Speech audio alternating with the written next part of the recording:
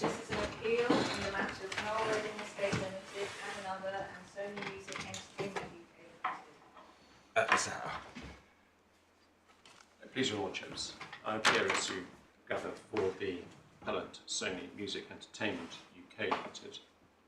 My learned friends Mr. Malinage and Mr. Johnson appear for the respondents. As you will have gathered, this is a hearing of the appeal against the decision of Mr. Justice Michael Green, given almost exactly 1 year ago today, in which he allowed parts of the appellant's application for strikeout or summary dismissal of the claim, but declined to strike out or dismiss the claim altogether. As you will, I hope, have gathered, there are two grounds for appeal. Ground one concerns the claim in relation to performers' rights. It's the appellant's case, in very brief, that the learned judge erred in his application of the relevant transitional provisions, and also the possibility of there being any relevant factual evidence that might bear on the question of the scope of the original consents that were given. And ground two concerns the claim in relation to copyrights in the sound recordings that are concerned in the action. And again, it's the appellant's submission that the learned judge erred in declining to dismiss these claims. He should have concluded that they were unarguably barred by limitation because of the rule that applies to the limitation of claims in relation to partnership assets. So those are the two grounds of appeal.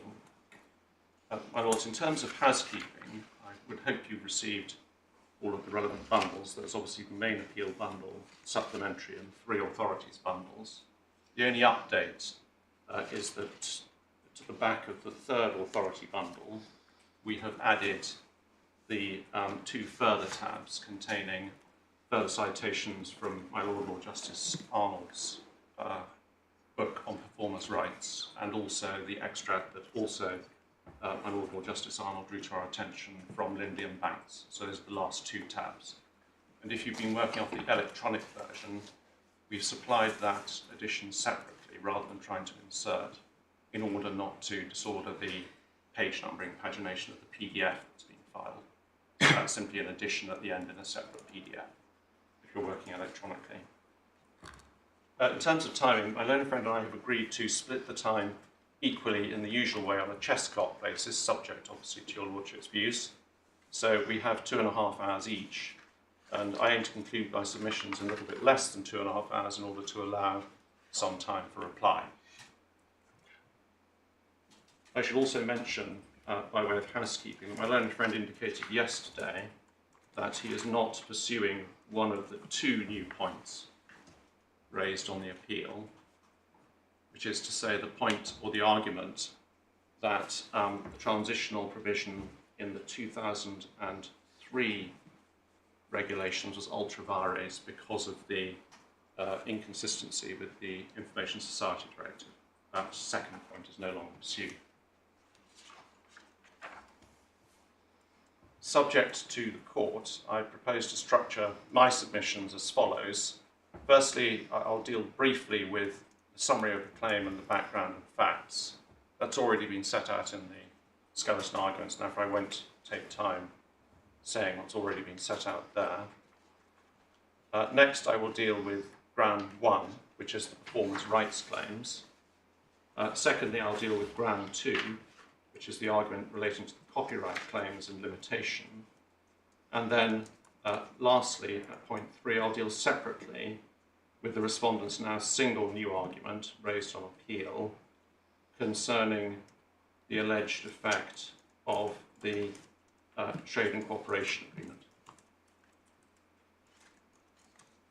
Starting therefore with a summary of the claim and the background facts. The summary is set out in section A of my skeleton, my main skeleton on the appeal, which is in bundle A, page 19. And as you will have gathered, the claim concerns rights in relation to and arising from the sound recordings which comprise the 3 studio albums which were released by the band The Jimi Hendrix Experience during its sadly very brief life from about 1967 to 1969. Apart from Mr. Hendrix, the 2 other band members were, of course, Mr. Redding, Noel Redding, and Mr. Mitchell, he was known as, and the claimants claim to represent, as they put it, the families of those two sadly deceased gentlemen. The claim has two parts. The first part is the claimant's claim to be part owners of the copyrights in the recordings, and the second is the claimants make various claims in relation to alleged infringements of their performers' rights as performers on those recordings. The defendant, for its part, is simply a sub-licensee of the parties who now claim to be the owners of the relevant rights of the sound recordings, so collectively known as the Can I Hendrix ask you a Company. question about that? Because in paragraph 5 of your skeleton argument, second sentence, you state, experience as the assignee and sole owner of the copyrights and trademarks owned by Jimmy and is the proprietor of the intellectual property rights in and to the catalogue of musical compositions, sound recordings, etc. That's not pleaded in your defence. So what do? Do we strike that out of your skeleton argument or what? Well, my lord, it's a statement of by way of background. It is not pleaded in your defence. It's not necessary for the defendants to plead it, my lord. Oh, Not necessary. Okay, It's not necessary. So we disregard that. Yes? well, part of the factual background, my lord, is simply that all we are doing is stating the defendant's understanding. It is the sub-licensee of the parties which it believes to be the owners of the relevant rights. It does not, All right, however, but can I be clear? My understanding from what you've said so far, and if I'm misunderstanding, please do correct me, is that the second sentence of your skeleton argument, paragraph 5, is not a fact that you are relying upon, or an alleged fact that you are relying on by way of defence to these claims. quite correct, my lord. Thank you. We don't have any positive case on that. It's a statement of our understanding of how the people from whom we have received ultimately the relevant licenses claim to be the owners of the rights. And necessarily following on from that, you don't have a case as to how they would have derived their rights. We don't have any positive case about that in our pleading. It's not necessary for the defendant to have any particular case one way or the other on that issue. Okay, that's helpful, thank you. That's helpful.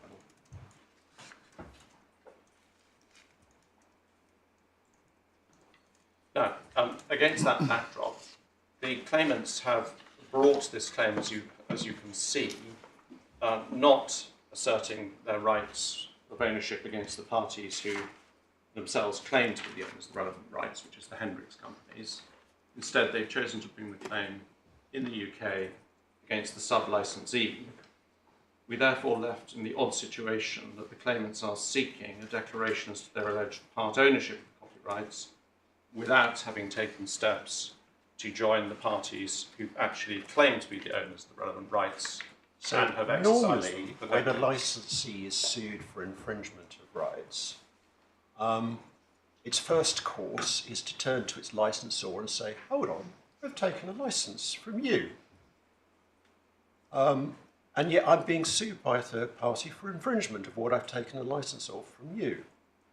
And so one would expect in those circumstances for the licensee to be seeking an indemnity from the licensor. And if that was not forthcoming, for the licensee to be joining the licensor by way of a Part 20 claim. And yet I observe no Part 20 claim. It's quite right, my lord. We haven't made a Part 20 claim. Right. And obviously the question of whether you've obtained an indemnity might conceivably be privileged, I know not. But presumably that's not part of your case either. We make no allegations one way or the other on that topic. It's not part of No, our case. that's very fair, thank you. Yep. We've not made any allegations one way or the other on that topic. Right, It's not part of our case one way or the other. thank you.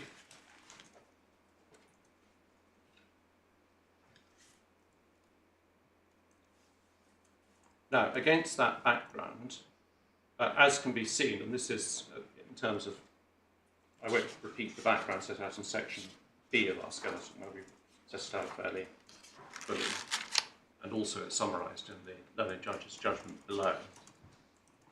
The striking feature of this claim is that it is an extremely old claim, or a stale claim, we would say.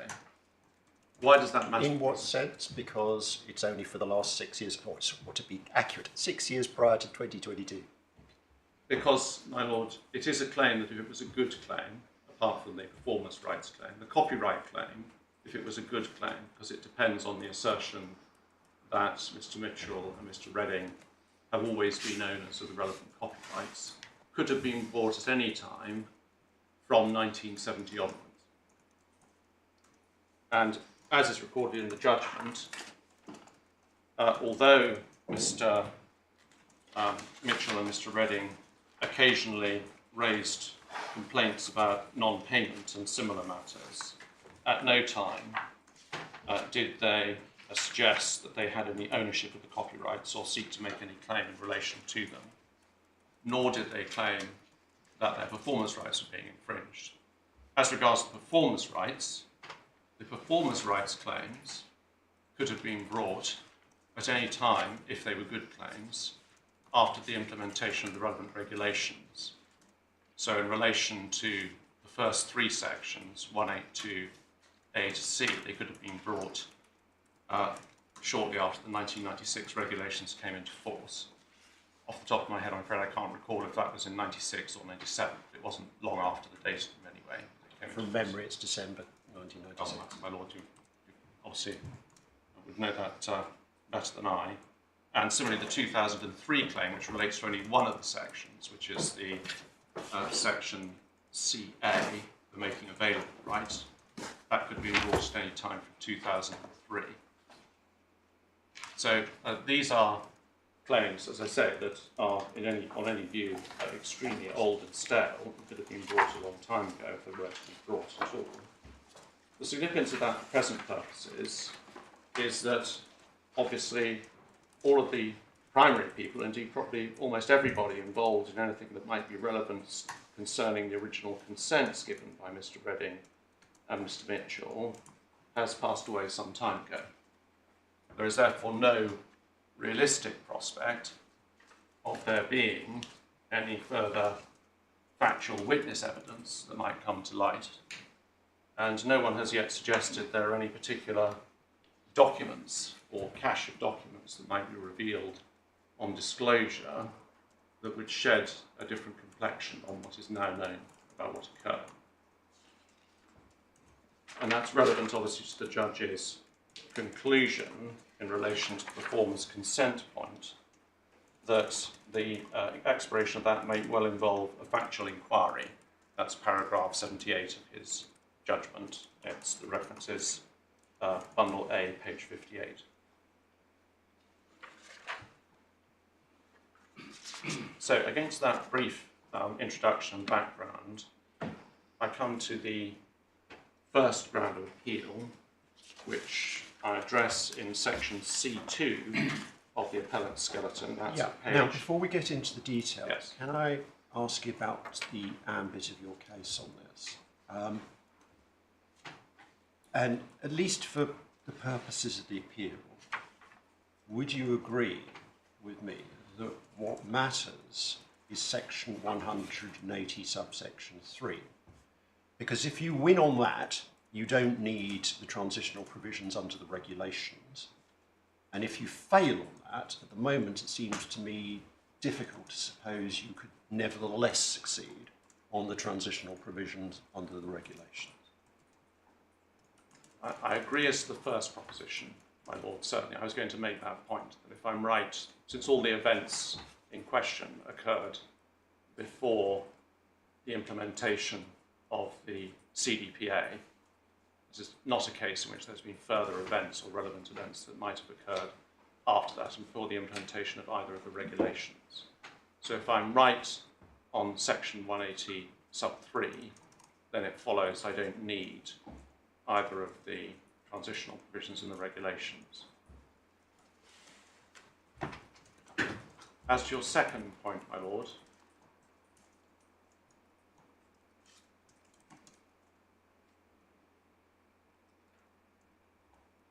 The transitional provisions obviously include slightly different wording in that they specifically apply to the creation of the new rights and regulations. Well, to be sure, but so what? Because subsection 3 of 180 is entirely general. Moreover, from your perspective, the transitional provisions in the regulations have this disadvantage in that the wording is narrower and that it's confined to agreements, whereas, of course, section 180 sub 3 extends to arrangements. Yes. My Lord, you're right on both points. Thank I you. agree. From which I think it follows that I can confine my submissions to 183, Very good. which will save some time, unless your Lordship wishes to hear submissions about the question of the meaning of new rights under the regulations, or to consider Well, that point further. that's the other advantage of concentrating on section 180 subsection 3 is we don't need to get into that question. Right, so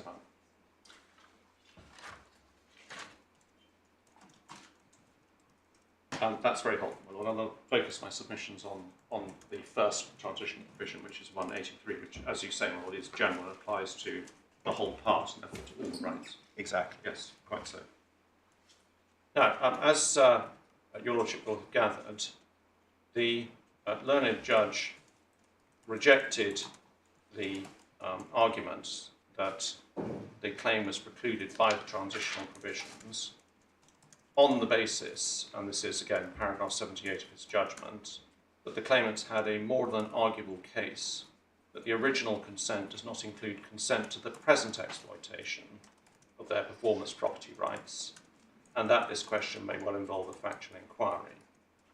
Now, it's my submission that that conclusion is based on an erroneous interpretation of the relevant transitional provisions and or an erroneous approach to assessing the nature and relevance of any existing or reasonably foreseeable evidence concerning the scope of the original consent. Now, my Lord, in my skeleton, obviously not necessarily knowing the degree of prior expertise of the court, I have included a general review of performers' rights from of pages 6 and 7 of skeleton, so 23 and 24, but I will, in the circumstances, take that background history of the performers' rights and their development as read.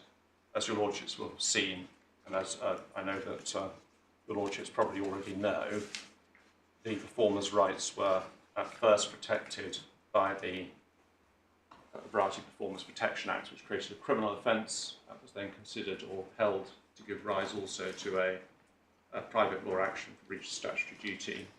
The situation was then formalised, a certain version of performance protection rights in the CDPA from the 1st of August 1988. And 89. thereafter... 89. I'm sorry, in 1989.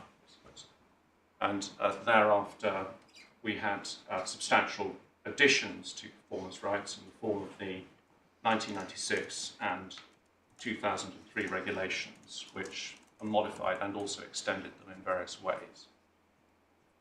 I should also just mention in passing, the respondents refer to the 2013 regulations and make the point that they also include a slightly differently worded transitional provision. It's perfectly right, of course, the respondents to point out that no one had mentioned that transitional provision so far, but it doesn't appear to make any difference to the argument, and therefore I won't touch on it further. It's not suggested by the respondents there's anything material arising from the form of that transitional provision. Turning therefore to the relevant transitional provision, as agreed with my Lord Justice Arnold, which is section 183. It's quoted in various places, but if you wish to look at it in the bundle of authorities, perhaps in context, it's a bit more useful to see where it appears in the Act. It is in volume 2, tab 24, at page 467 PDF.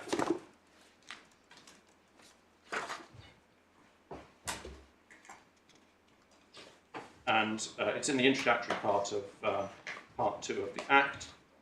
And as one can see, there's the general heading, which is rights conferred on performers and persons having recording rights.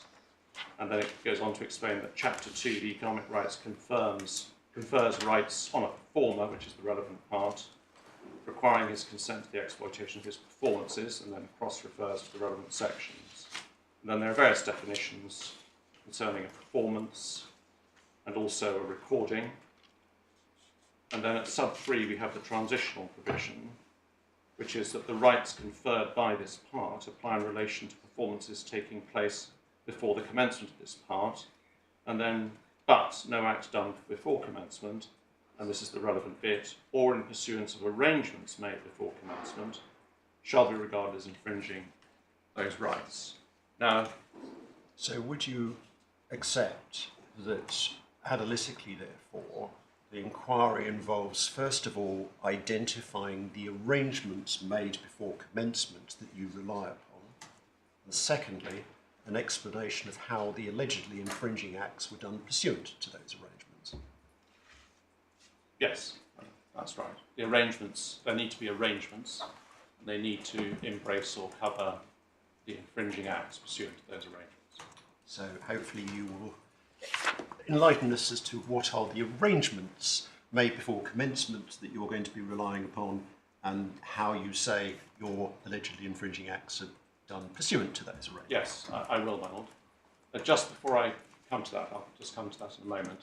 Before I do, I should also mention, of course, your lordship very helpfully drew attention to the passage in your lordship's book on performances, where you discuss the meaning and effect of this provision, and that passage is now in the bundle of authorities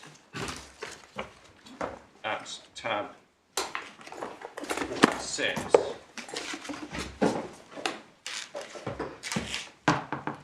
page 721.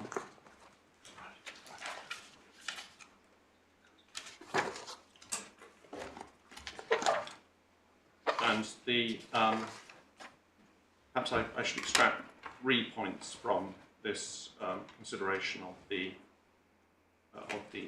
relevant subsection in paragraph 5.109. The first proposition is that the lacuna created by section 183 suggests arrangement should be construed narrowly, although it appears that something short of a contract may suffice. Now, my lord, in the sense, if you mean by construed narrowly, or if the passage means by construed narrowly, that it should be referring to lawful arrangements, which is the possibility put forward in the next sentence, and my lord, I entirely agree. But beyond that, arrangements has its natural ordinary meaning. I mean, obviously, it would make something of a nonsense, the transitional provision, if someone who didn't have lawful arrangements was able to rely on them, so it's necessarily implied that they should be lawful arrangements, rather in the same way as if it referred, for example, for agreements, you would assume that the agreement should be lawful and valid, in the same way the arrangements must be lawful and valid. But certainly it's something short of a contract may suffice. For example, as I would say applies in this case, a clear consent to the making and exploitation of recordings. So I'll come on to in a moment. The second point is the point about lawfulness, which I've already mentioned. And the third in that paragraph at the end, it does not appear to be necessary that the performer be party to the arrangement in question. But that also, in my submission, is a correct observation in the section. It doesn't require an agreement between contracting parties, and nor does it require the performer necessarily to be party to the arrangements, as long as the arrangements are valid and give the necessary consent for the exploitation.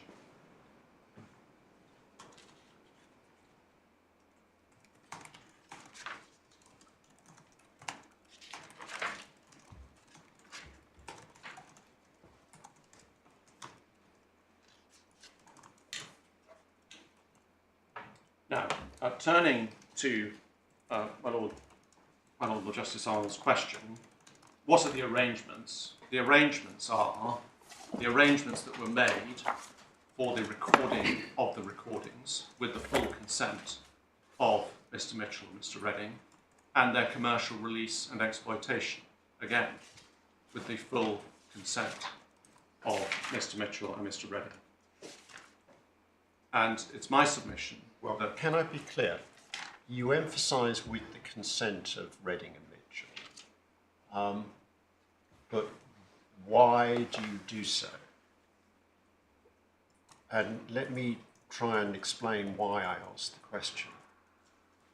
As I understand it, you are not advancing a defence to the performer's rights infringement claim of consent.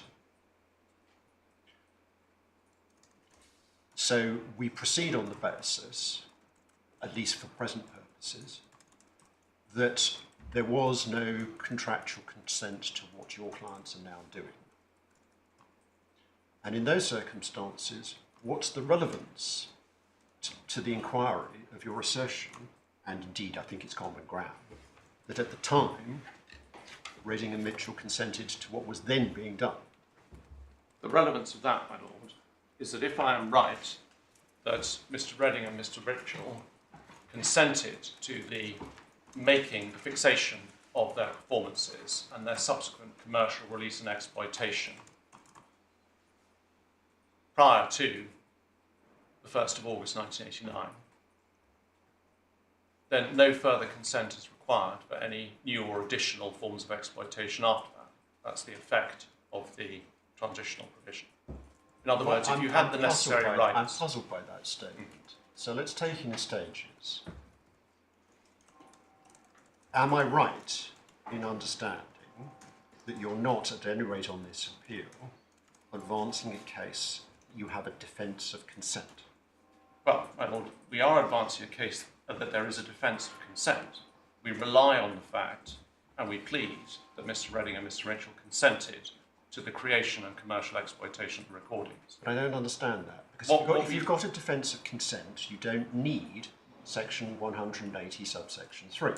You only need section 180 subsection 3 if you've got no defence of consent. Well, the point is, my lord, that we say the consent certainly covered, unarguably covered, the exploitation or the forms of exploitation that existed prior to the 1st of August 1989. Well, let's assume that being you're said, right about that. But again, let's take it in stages. So that seems to involve an acceptance of what I thought was the position. You don't have a defence of consent, at any rate in this court, with regard to your client's acts that are alleged to be infringing now. So therefore one comes on to the question of what analytically is the relevance of consent to the issue under section 180 subsection 3. Yes. The relevance of the issue of consent is that prior to the 1st of August 1989, the people who claimed to have the rights in the relevant recordings had arrangements under which they were allowed to exploit the recordings. Well, sorry, how do we know that? Even on your case? Because, as you've explained to us, it's no part of your client's case. You have any basis for anything prior to the involvement of Experience Hendricks. Your case is simply you got a license from them. They purported to be have the authority to give you that license, and that's what you rely upon. You do not advance any case to the effect that they had any rights which they could license to you. Well, my lord, the point is broader than that in relation to performance rights. Essentially, the performance rights claim, the allegation in relation to performance rights is that the defendant does not have consent to carry out the activities under, or the restricted acts, if I can call them that, probably not completely accurate, but I will for the moment, under sections 18 2A to CA, which are rights that were created after the implementation of the CDPA, and of course long after these recordings were made. And my point, my lord, is this, it's simple. Traditionally, for example, as occurred in the recording industry, you might have people who would turn up to make recordings. and they would sign a performer's rights consent. That was typically done in quite a short form when the Performers Protection Acts were in place, and it was necessary to do that to avoid any suggestion subsequently that you had effectively a bootleg or a non-consenting recording of the person's performance. The question whether the person consented to the making of the recording is a standalone issue. If they consented to the making of the recording and consented to the commercial release of the recording, then no issue of infringement of performance But that would be because rights arises. That would be because there would be a defence of consent. Yes, quite so. If But they you're not consent- advancing a case of Well, defence of consent. Well, my lord, we are advancing a case that they consented to the making and release of the recordings. And we say At that time, yes, pursuant to the recording agreement. quite so. But I'm sorry, I'm still struggling to understand analytically the relevance of this to section 180 subsection 3, and it may be worth putting it in context by reminding ourselves of what happened in the Peter Sellers case, where of course there never was any dispute that Peter Sellers consented to the filming of his performances for the making of the first 5 Pink Panther films and to the commercial exploitation of those. But he succeeded in his claim for breach of statutory duty under, or his estate succeeded in the claim for breach of statutory duty under the Performers Protection Acts, because the ambit of the consent did not extend to the use of the outtakes and clips to make the 6th film. Yes. And so therefore the fact that he consented both to fixation and to the original commercial exploitation did not bar the subsequent claim, because there was no defence. They ran the defence that on the true interpretation of the contracts they did have consent, but they lost to United Artists. And of course, the issue in that case was not, was this done in pursuance of arrangements? The issue was straight up and down, was there consent, was there no consent? But what it tells us is that if your argument is simply about the ambit of the original consent, then that could give rise to a contractual consent defence, but that's not the defence you're running. And in those circumstances, I come back to the question of, well, what's the analytical relevance of the original consent to section 180, subsection 3? Well, it is this, my lord. The question to ask when considering the effect of section 180, sub 3, is, was there any basis, or could there have been any basis up to the 1st of August 1989 on which Mr. Redding or Mr. Mitchell could have objected or complained on the grounds that it infringed their performance rights to the exploitation that was then being carried out? Now, my lord, And the answer to that is yes, they could. So let's imagine, let's go back to 1988 and imagine that Sony were doing then, I mean, subject obviously to technological differences, but let's ignore that. Imagine Sony were doing then what they are now doing. There would be, subject to the ambit of the rights, but concentrating on the principle, a claim for breach of statutory duty under the Performers Protection Acts. And there could, in principle, if factually well-founded, be a defence of consent to that, but it would be your clients relying upon the rights that were conferred by the 1966 agreement. And so you would have to establish the chain of title that entitled you to do that. well, my lord, the point is broader than that, which is that there's, as I say, factually there is no issue that Mr. Redding and Mr. Mitchell attended the recording studios, consented to the making of the recordings, consented subsequently to their commercial release and exploitation. And Indeed, the last I entirely accept that there's no factual issue on those points, but that's not my question.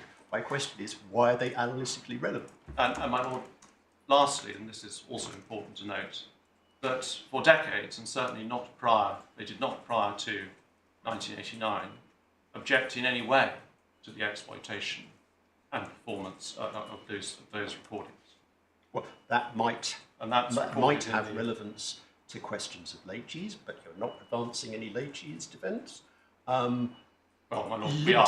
Limitation cuts in 6 years prior to 2022. Anyway, it may, of course, have evidential relevance to certain aspects of the claim, but it's got nothing to do with Section 180, subsection 3. Well, my lord, in my submission it does, and again, I don't want to. I may be over-labouring the point, but in my submission, the question is deciding if you need to decide whether the arrangements that existed before the implementation of the CDPA covered the then existing exploitation. You look to see what that exploitation was and whether there was any complaint or assertion by the claimants, but at the time Mr. Redding or Mr. Mitchell, that was infringing their rights. And the position, my lords, is that there's no question, it's not an issue that Mr. Redding and Mr. Mitchell attended the recordings, as I say, and they were made with their full consent, they were commercially released with their full consent, they were thereafter exploited with their full consent and without objection. And if you want a reference to that, it's recorded in the judgment. Well, and it's in Mr. Malinish's skeleton. There's no issue about it. Yes. At A45, paragraph 12, that since the releases and the discontinuances, which ended the New York action in 1973/1974, which was the original claim concerning monies arising out of the activities of the band. Since then, there are only 3 small examples where Mr. Redding made some sort of claim in relation to the recordings. Mr. Mitchell made no such claim. The first one of these was in 1996. Mr. Redding made a moral claim by letter on Jimmy's estate on the basis that his release was unfair. That's a reference back to the New York release. In 2003, he made a financial claim based on the alleged partnership. And after Mr. Redding's death, there was an email from his attorneys in July 2004, this is page A45, paragraph 12, where it's recorded that Mr. Experience's lawyer, Mr. Reed Wasson, had offered Mr. Redding $20,000 on a take it or leave it basis. The offer was not accepted.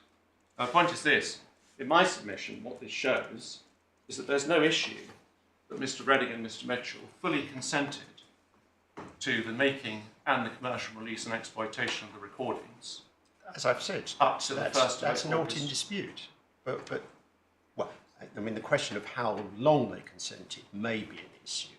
But there is absolutely no dispute that they consented to making the recordings and the original commercial releases in the 60s and 70s. But the question is, why is that relevant?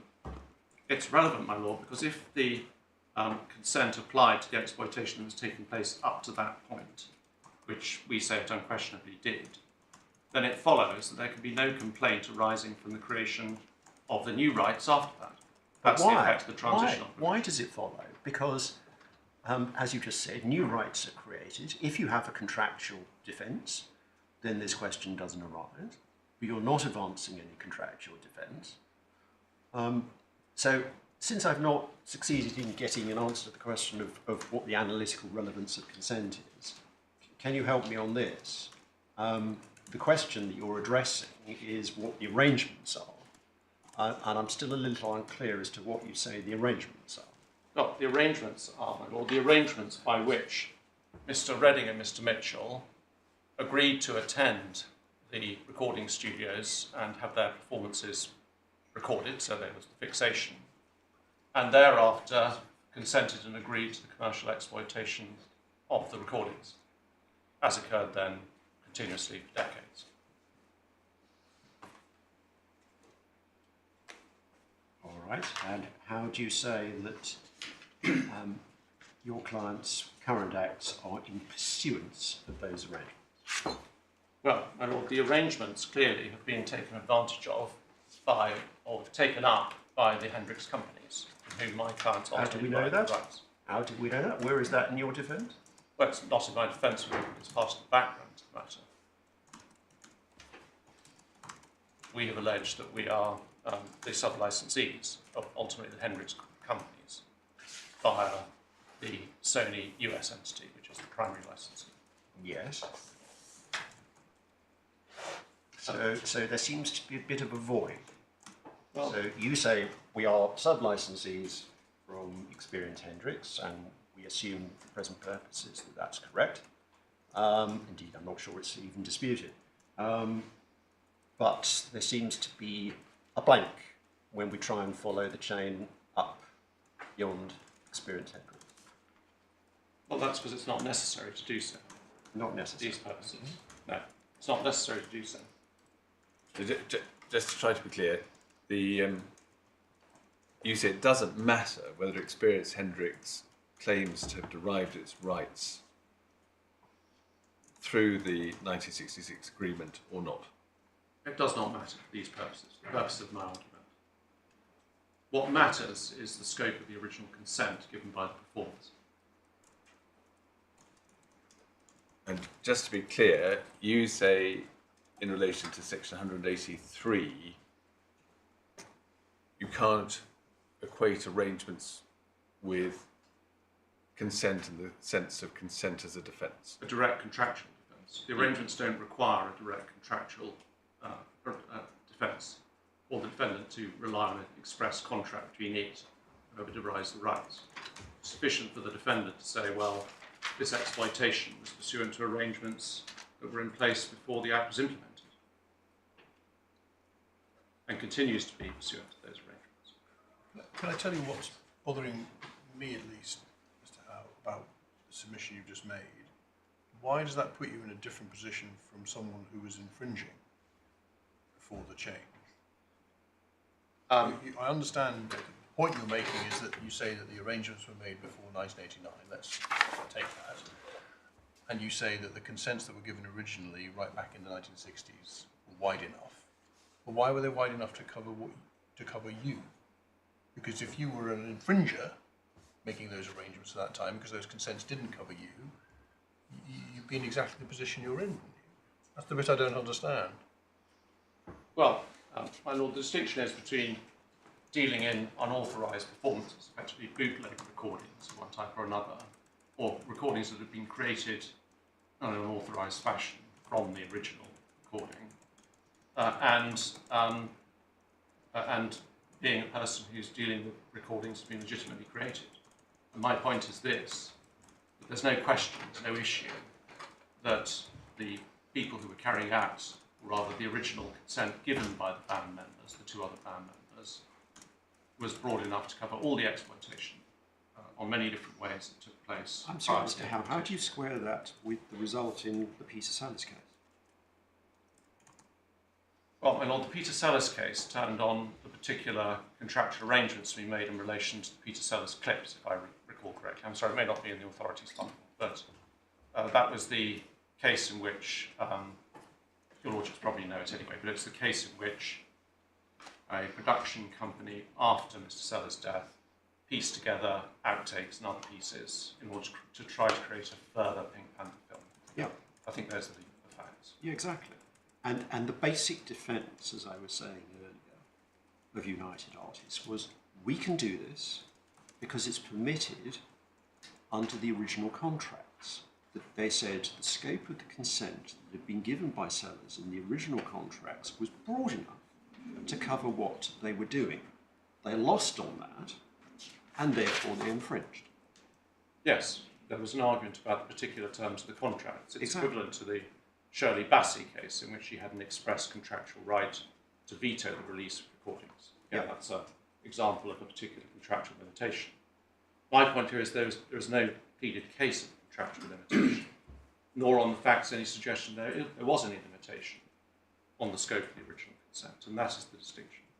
So just to try to unpack it for my purposes, so suppose someone enters into an agreement to record and have the recording exploited in a particular film, say, and then the person with the benefit of that agreement licenses someone else to use the recording in a different film. Plainly there would be no consent. On your case, could there be relevant arrangements or not? Relevant to arrangements in what sense, my lord? Well, in the sense of section 183, Yes. would the licensee be able to say, well, look, the recording was done with consent, albeit a limited consent, and what I'm doing is now in pursuance of arrangements such that section 183 applies? Yes. Yes. The question is the scope of the original consent, and the distinction between this case and the Peter Sellers case or the Bassey case is that in this case there's no suggestion there was any limitation on the scope of the consent. The performances were recorded and the recordings were commercially released and then continued to be released and I find that exploited. a little strange because Clause 6 of the 1966 agreement has various provisions in it which allow some things to be done, and there's no doubt scope for arguments as to how broadly it consents. But the suggestion that it's an unlimited consent to do anything seems a little hard to square with the provisions of the agreement. Well, it's a consent to do anything that the parties conceived of at the time, at the very minimum. Doesn't my point is seem this, to be that- what it says. It's undoubtedly broadly phrased. Yes. But to suggest that it's unlimited in any degree whatsoever seems a little hard to understand. Well, my lord, that's not quite what I'm saying in this sense. Part of the argument made by the respondents is that the original consent in 1966 cannot have embraced new forms of exploitation that the parties couldn't have conceived of at the time. My point is that it does not need to, indeed that's the very purpose of the transitional provisions.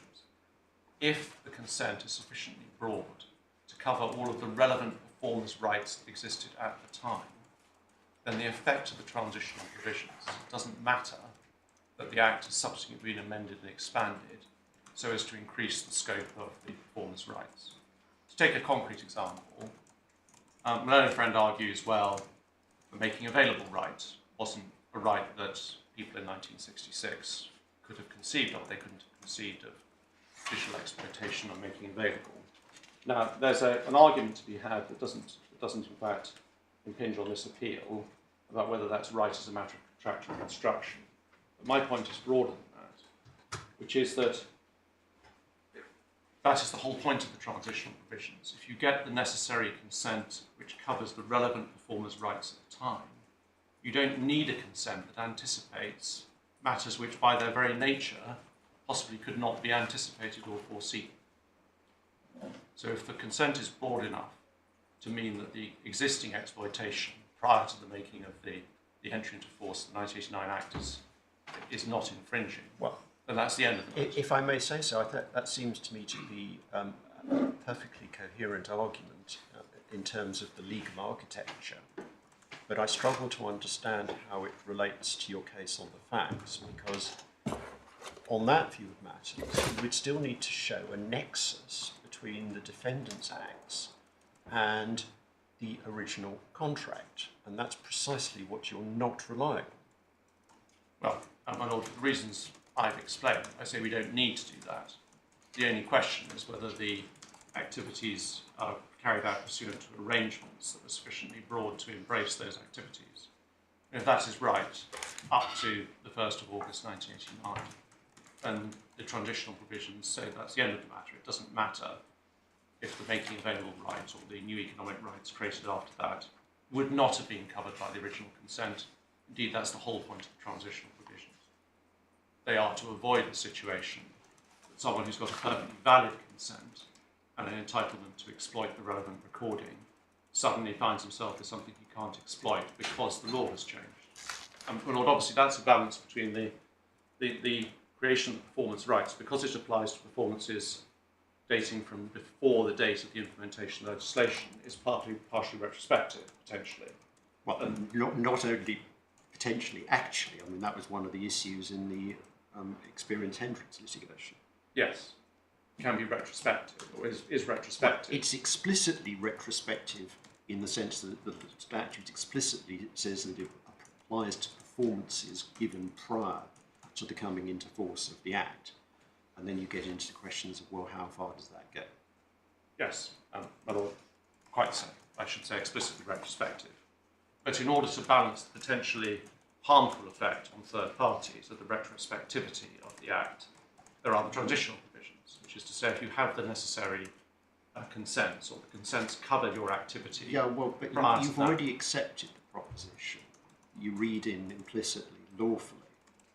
So I think that comes back to the question that you slightly skated over when you were looking at the passage, which is, would you agree with the proposition that one should construe this provision narrowly, because otherwise you're creating a lacuna in protection? Yes, well, my Lord, I think your answer is no, you don't agree with that. Well, my Lord, I connected that to the next sentence, in which your Lordship, as editor, discussed the one possible limitation, which is the necessary implication that the arrangement had to be lawful. Yeah, so you go that far, but beyond that you would not accept it. Well, there's no particular reason why the word arrangement should be construed other than its ordinary context, its ordinary meaning. Yeah. But I do accept your Lordship's point, as I say, that it must connote or must involve lawful arrangements. Well, necessarily. I think apart from lawfulness, it comes to this question of nexus. Because where you've ended up is you say there doesn't need to be any nexus between the defendant's acts and what was originally consented to. Quite so. There does not need to be any correct contractual nexus. The word arrangements is broad enough to cover an activity to which the performer consented prior to the entry into force of the Act. Neither the performer has to be party to those arrangements, as your Lordship notes, nor does the person who is said to be infringing. I mean, it's not just the word arrangements, it's in pursuance of. In pursuance of arrangements. So you say that what you're doing is in pursuance of the 1966 arrangements, Yes. regardless of whether there's a contractual chain. That's right, my Lord. And thereafter as well. It's not confined only to the 1966 agreement. There is the uncontested fact that following the making of these recordings and their release pursuant to the 1966 agreement, they have been continuously exploited without objection, certainly up until the 1st of August 1989. So just to understand whether that adds a point, do you say that that continuous exploitation itself constituted arrangements? Yes, it's part of the scope of the consent. It goes beyond the 1966 agreement on its own. The scope of the consent covered both the original making of the recordings and their subsequent exploitation. And the question one asks is, well, did the band members, Mr. Mitchell and Mr. Redding, give their consent to the commercial exploitation of these recordings in the way that they were being exploited up to the 1st of August 1989? And the answer is, well, yes. They went to the studios, they made the recordings, they wanted them released, they were released, they made no complaint about the subsequent continuous exploitation of those recordings. There's no question that their consent covered that activity. And that being so, the advent of new rights, which is what the claimants rely on, the new rights, makes no difference. Because the activity that's being carried out is covered by the original arrangements for the making and releasing of the recordings. Mr. Howe, I follow that, but I still don't understand why it means that you, as a defendant in this trial, your client, doesn't have to show some relationship to the arrangements you're relying on. Well, my Lord, it's not necessary if the arrangements are such as to cover the activity. In other words, they're not infringing copies of performances that are being exploited. But let's assume for a moment that take it that there were arrangements by whoever it was, the Hendrix Company or a bit of the Sony Corporation or something, I don't know, prior to 1989, exactly as you put it. Let's imagine you were a completely separate entity with no legal relationship of any sort or any relationship with that entity that was doing that. Your submission, at least as far as I've understood it, is that you would still have the defence. In relation to performance rights? Yes, in relation to performance. So anyone can exploit these recordings in relation to the performer's rights? Relation to performance rights, yes, because the So what, it's necessary do you mean consent. anyone? Anyone can do that now? That's Yes, what in you're relation to actually performance rights, quite so. Because the necessary consent has been given, both to their making and release. And that was all that was needed prior to 1st of August 1989. Obviously now it's different. If under the new rights, it would be a different position. So this is really an argument of exhaustion of rights. It is, yes. I put it that way below. In which case, if it's good, why do you need section 180 subsection 3 at all? Well, because after the implementation of the Act, further rights were created.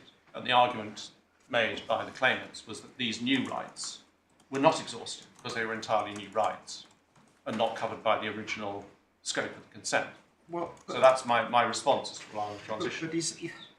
let's look at the reproduction right. I mean, you know, as is discussed in the book, there are questions to be debated about that. But in large part, the reproduction right that exists under the 1988 Act is the same as under the Performers Protection Act. There are minor differences, but in large part it's precisely the same. So if you infringe the reproduction right previously, you will infringe the reproduction right subsequently, and if not, not. Yes, my lord. So how does I come back to the question. If this is an exhaustion of rights argument, you don't need section 180 subsection 3, and if the rights aren't exhausted, how does 180 subsection 3 help you? Well, my lord, I may,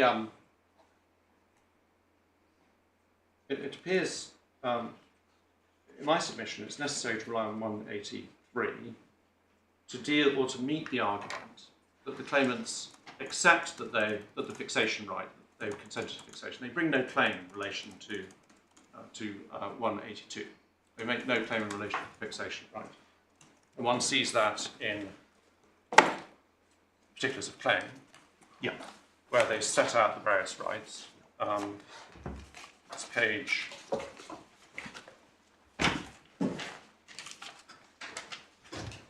A76, paragraph 23. It starts on 75. The rights which arise in relation to each performance recognised in CDPA Part 2 include, then they set out, first of all, CDPA 182, which is the fixation of performance of connected rights, in relation to which consent to their fixation have not been obtained, and then the performance property rights, 182A, B, C, and then obviously the newest one, making available CA, and then they refer to the extra remuneration rights. They don't make any claim in relation to extra remuneration. They then go on to make claims in relation to 182A, B, C, and CA, not in relation to 182. In other words, they accept, by necessary implication, that the fixation right, the 182 right, has been exhausted. Now, our point in answer to that is it wasn't simply fixation that the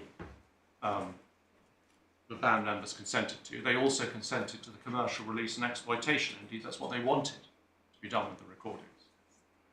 And therefore, if the activities in relation to those recordings, the exploitation of those recordings, was covered by the scope of the consent prior to the implementation of the Act, then it doesn't matter that new rights have since been created.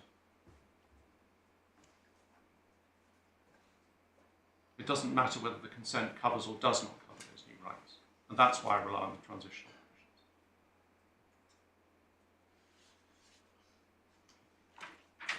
provisions. Okay, thank you. Now, my lord, obviously in answer to your point, there's been some reshuffling. One of the complexities is there's a little bit of reshuffling of the rights, in that the amendments to 182 moved or slightly amalgamated some of the rights in 182, what is now 182A, if I recall the statutory history correctly.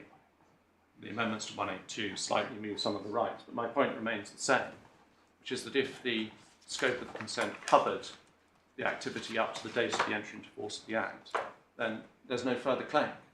One can't make claims in relation to A, B, C and CA if there's no dispute that there was no infringing of the performer's rights prior to the creation of those new rights. And they do not allege there was any infringement of the prior rights. It's no part of their claim. So that's how the point arises. I hope that's assisted you at least in setting up what my position is. Thank you. So, my Lord, I think in the course of that discussion I've covered the arguments I was going to make in relation to this point. The respondents' arguments in response to this essentially rest on the proposition, apart from the contractual nexus point that we've already discussed, the argument that the original consent needed to cover the new particular technical means that are now being used to exploit the recordings. And in relation to that, it's my submission that that's the very point of the transitional provisions. The original consent, by its very nature, may not cover new or unanticipated forms of recording or exploitation, and nor do they need to. If the relevant rights were given prior to the entry into force of the Act, then that's the end of the matter, and doesn't need to inquire whether consent extended to new and possibly unanticipated rights. Otherwise, the invidious position would arise that parties who were perfectly lawfully exploiting recordings would suddenly find that they needed to go and get new rounds of consents from each and every person who ever performed any recording, which would create a chaos and a great deal of difficulty.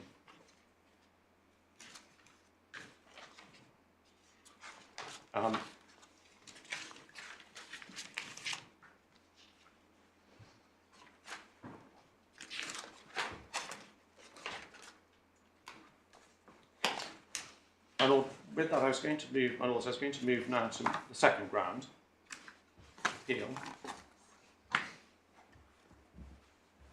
which relates to the question of whether the claims for shared copyright are barred by limitation. And it's my submission that the learned judge was wrong to reject our submission that the claims were clearly barred by the principle that the claim is a claim for a share of partnership assets. And if that claim was to be brought at all, it would have needed to be brought against the other partner or its successors within the limitation period. Having failed to do that, it's not possible for the claimants now to assert the claim now. The learned judge rejected this on various grounds. It's really his holding in paragraph 84 of his judgment, which is Bundle A, page 59. First of all, he said that nowhere in the particulars of claim do the claimants assert they're claiming a shared partnership asset.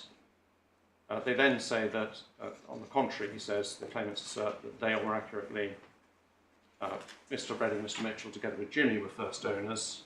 And then he also made an alternative point in relation to one particular sentence of paragraph 15, the particulars of claim, relating to the reversion of rights in the 66 recording agreement. And he suggests that that alternative claim, on the basis that they were entitled to any reverted rights, if there were any, necessarily assumed the copyrights were not a partnership asset, because the partnership had been dissolved by that time.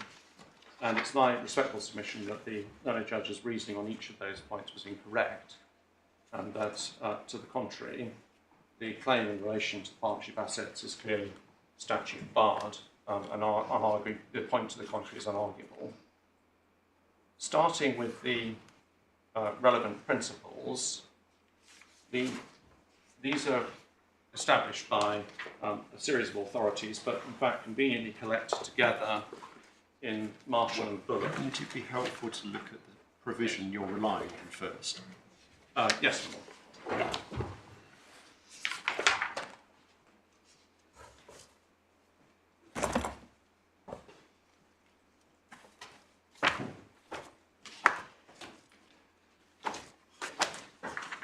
It is Bundle 2 in the authorities, Volume 2, tab 22.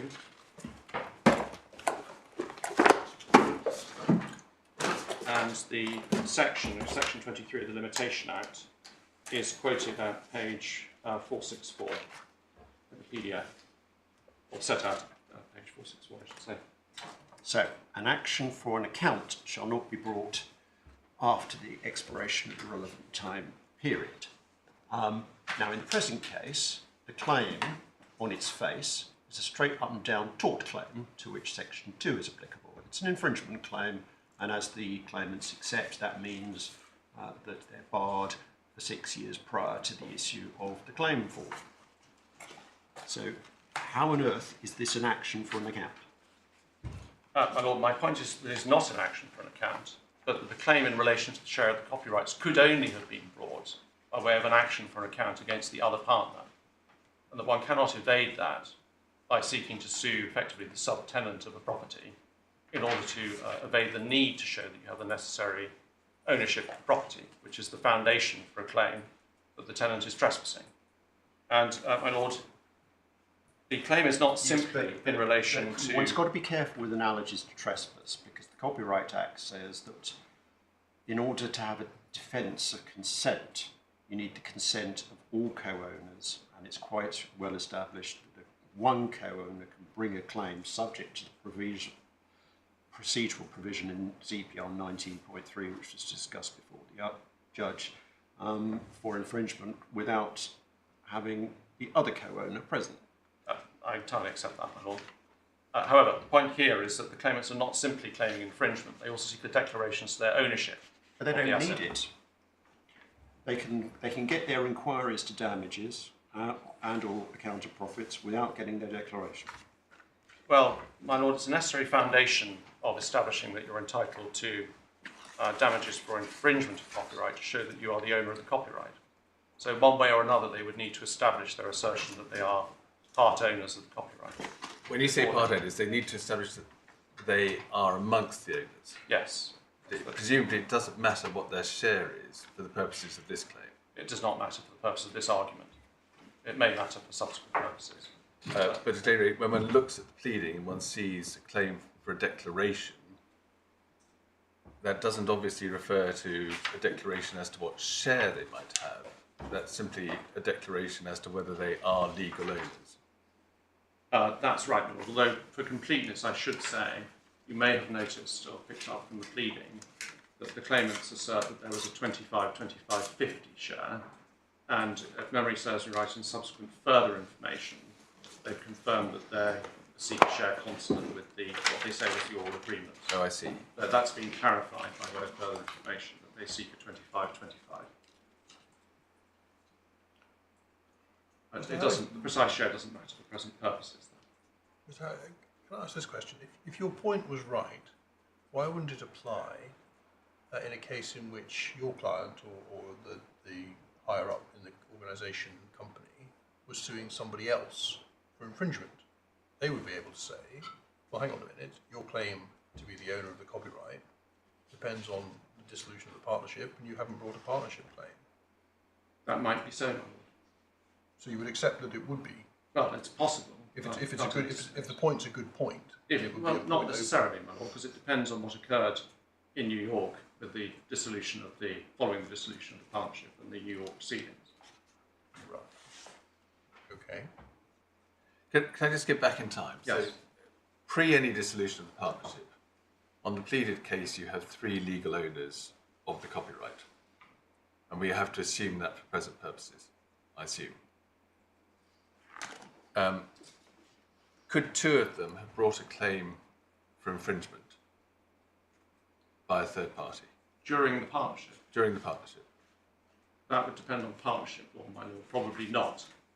They could, if they were simply joint copyright owners, they could individually have brought a claim for infringement, if I remember right. That was the point my lord Justice Arnold was making. But obviously the rights of the joint owners are independent, so you need the consent of all to.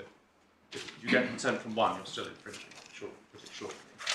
But whether that would be the case in relation to partnership assets, not quite so clear. Why not? They've got legal title. Yes, but there may be a question about what happens to the proceeds of the claim if successful. But the legal owners have full right and ability to bring the claim.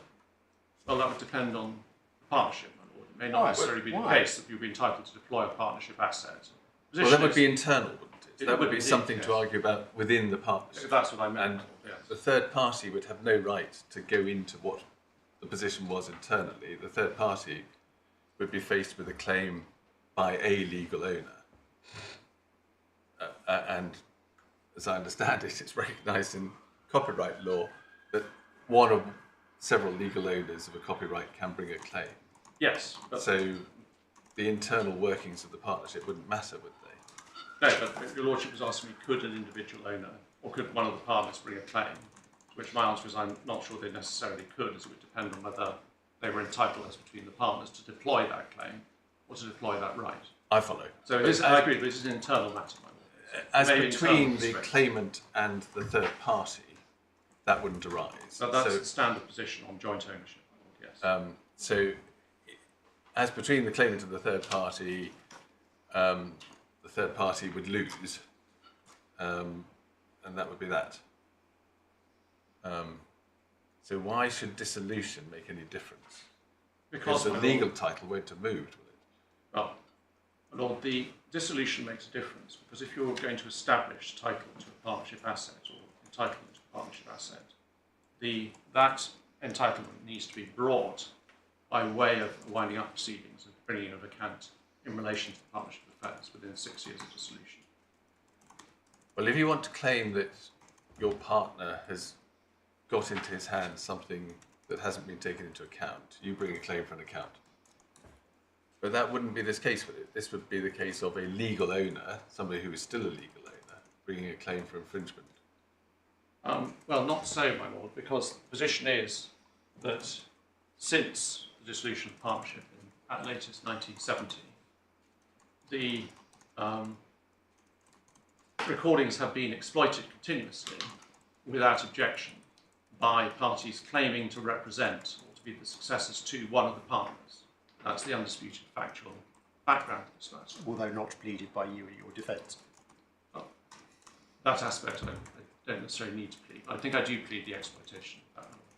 But the position is that that is what has taken place. Now, in those circumstances, the question is, can after 5 decades another person claiming to represent one of the partners pop up and say, actually, I own that asset? But supposing that the three of them owned the copyright at law before the dissolution, there's no reason to believe that legal title will have moved, is there?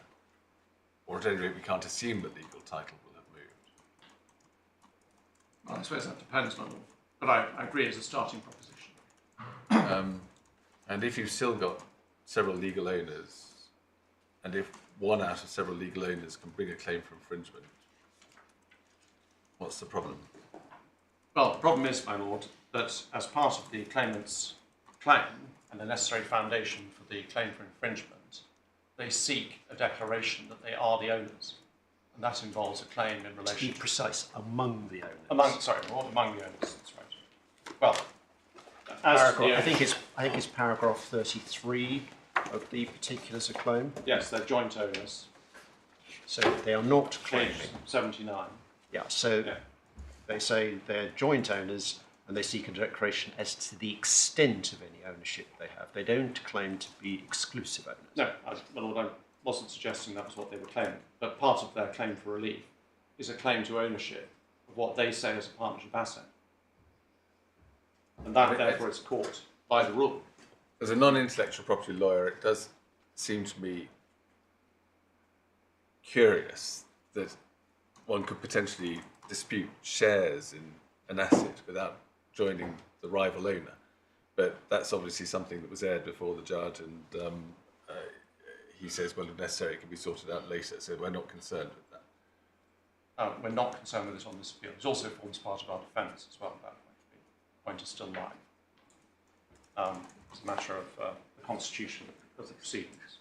But, going back to the point in hand, my argument is straightforward, which is that there is clear binding authority that if you wish to make a claim in relation to partnership assets as a former partner following dissolution, you need to do so by way of an action or an account against the other partner who is retaining or exercising rights over the asset or whatever it may be.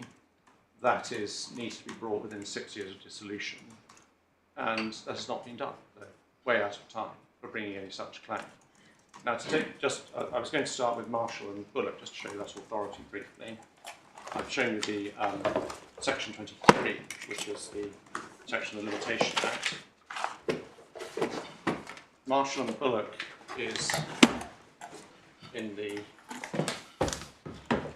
Volume 1, have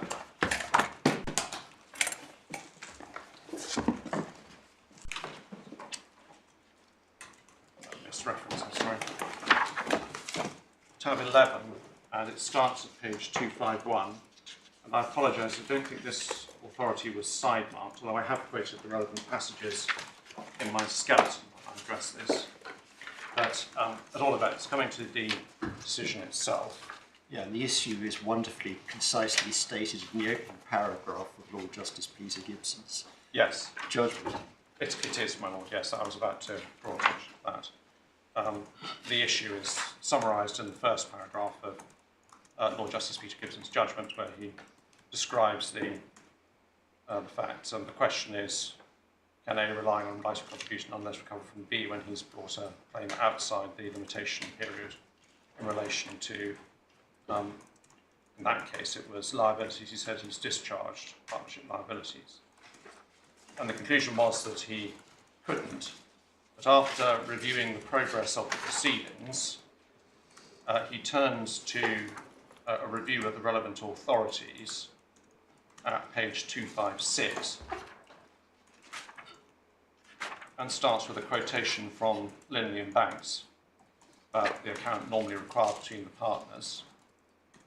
And then he goes on to refer to the authorities cited by Linley and Banks in support of that contention, and quotes from each of the relevant authorities. And my lords, I won't read those out or go through them because they're fairly self-explanatory and they're all conveniently gathered together in support of the proposition, essentially, that a claim in relation to partnership assets needs to be brought against the other partner within 6 years of the dissolution or termination of the partnership.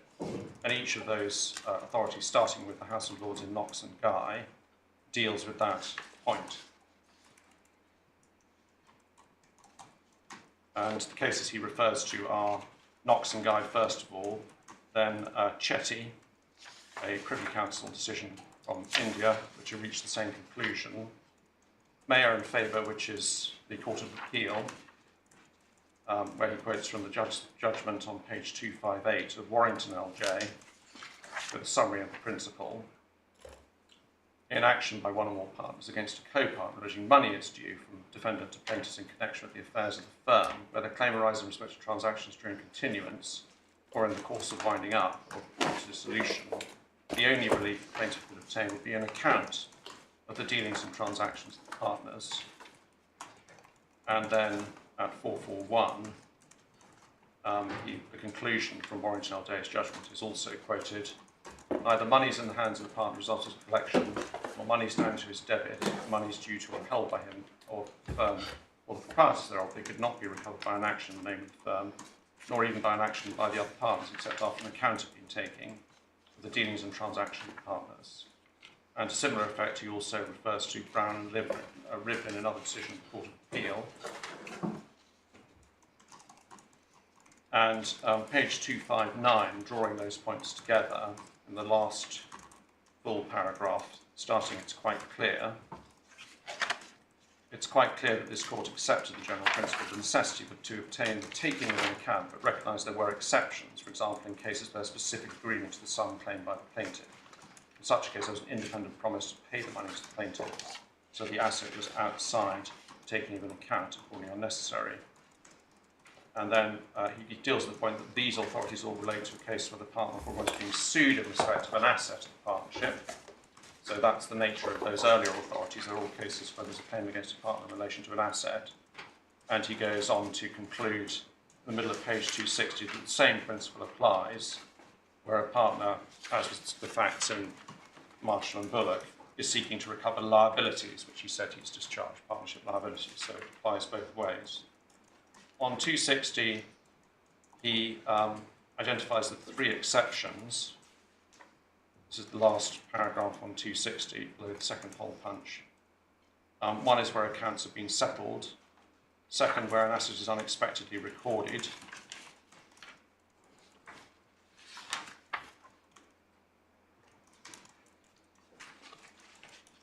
And the third exception, just at the top of page 261, is where an account would serve no useful purpose. And he gives the example of Brown and Rivlin, where the partners had agreed that there should be no account. So those are the only exceptions to the principle, none of which in my submission could conceivably apply here.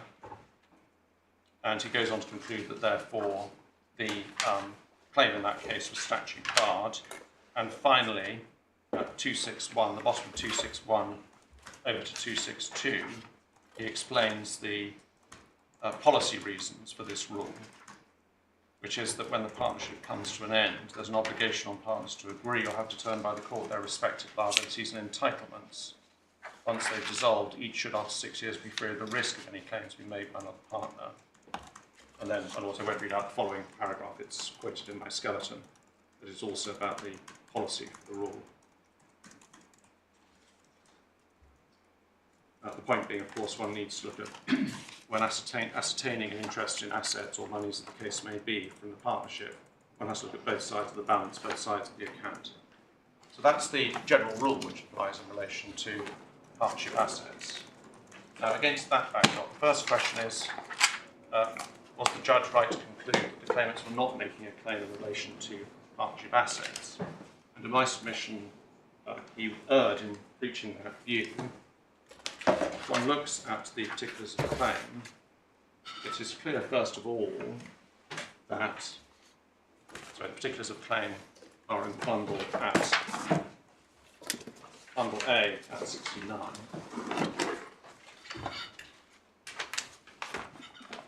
It's clear, first of all, that the claimants allege that the band was a partnership and the partnership was the first owner of the copyrights. And that appears in a number of different places, in relation to which they lay claim. So one starts at paragraph 1 on 69, where they refer to the band and define the term JHE, that's the band, Jimi Hendrix Experience, at the end of paragraph 1. That's where the defined term comes from. Then following on from that, at paragraph 5, it's expressly alleged that JHE was at all material times, amongst other things, a partnership at will, pursuant to the Partnership Act 1980. Then turning to the copyrights in the sound recordings, there's particulars of subsistence of the sound recordings and so on and so forth, but particulars of the ownership of the sound recordings starts on page 72 at paragraph 12, where it's alleged at paragraph 12 that it's JHE, in other words the partnership, that acquired the originating first ownership of the rights in the claimant's copyright works, and then either because it was the maker, that's the partnership, or because it commissioned the making of those recordings. So the sound recordings are alleged to have been owned by the partnership in terms. Similarly, at paragraph 13, it's further alleged that JHE was the maker or commissioned the making, and then the basis for the facts that must relied on in support of that are then set out under paragraph 13. Paragraph 14, it's denied that the recording agreement properly assigned any rights, but if it did, it terminated in 1979. At that point, any and all rights that had been purportedly assigned reverted back to JHE, that's the partnership, by operation of law. So that's the reversion of rights point. Then at 15, it's alleged that the JHE, so the partnership, were the exclusive owners of the copyrights, musical recordings, etc. Then in the second sentence, and this is the sentence the judge also referred to, the claimants jointly with JMH, that's Mr. Hendrix, therefore have first ownership of the claimant's copyrights works. In the case of the claimant's alternative, if any rights were assigned under the 66 RA, which is denied, have done so from the expiration of the 66 RA, 1974 up to the present time. And then there's a reference to paragraph 16 to that being evidenced by the 66 RA. But then At 17, one reverts to the allegations in relation to the partnership's ownership, further ownership and common intention. 60 confirms that JHE, that's the partnership, collectively owned copyright arrangements. JHE recorded and performed, and then images of JHE collectively were used to market. So the starting question, therefore, is first of all, do the claimants make a claim in relation to a partnership asset? Well, it is their case that the copyrights were owned by the partnership. Could I just talk around this for a moment? So going back to where we were, we get the position where we assume that the three individuals co-owned the copyrights during the subsistence of the partnership. The partnership is dissolved, but the three individuals continue to be the legal owners of the copyrights. Could any of them bring a claim for infringement more than 6 years later? I mean, you say, well, these two couldn't because they're laying claim to something that would be a partnership asset. Well, could Jimi Hendrix or his estate have brought a claim? Because he too would have been laying claim to something that was a partnership asset. He would if he or his estate had done nothing else. Well, if it would be his estate officer who had done nothing else. But they might be able to make a claim if they had taken steps to acquire the relevant rights. The relevant rights being? The necessary title to the copyrights to bring to claim that they were owners of the copyrights. And what's happened to the legal ownership of the two other assumed legal owners? They're still legal owners. But they can't bring any claim against anybody? Well, having not asserted that they are legal owners of the copyrights, they can't bring a claim to say that they are or to seek a share of it if they say it's a partnership asset, which they do here. But they can't bring a claim for infringement either, even though they're simply relying on their legal title. Yes, because they can't establish their legal title. They're precluded from doing so. Why can't they establish their legal title? They've got that. Because in order to establish their legal title, the one route to do so would have been brought in to bring a claim for an account against the former partner or successors to the former partner to establish ownership. Having taken no steps to establish their own title, they cannot do so now. But that wouldn't have anything to do with their legal title, would it?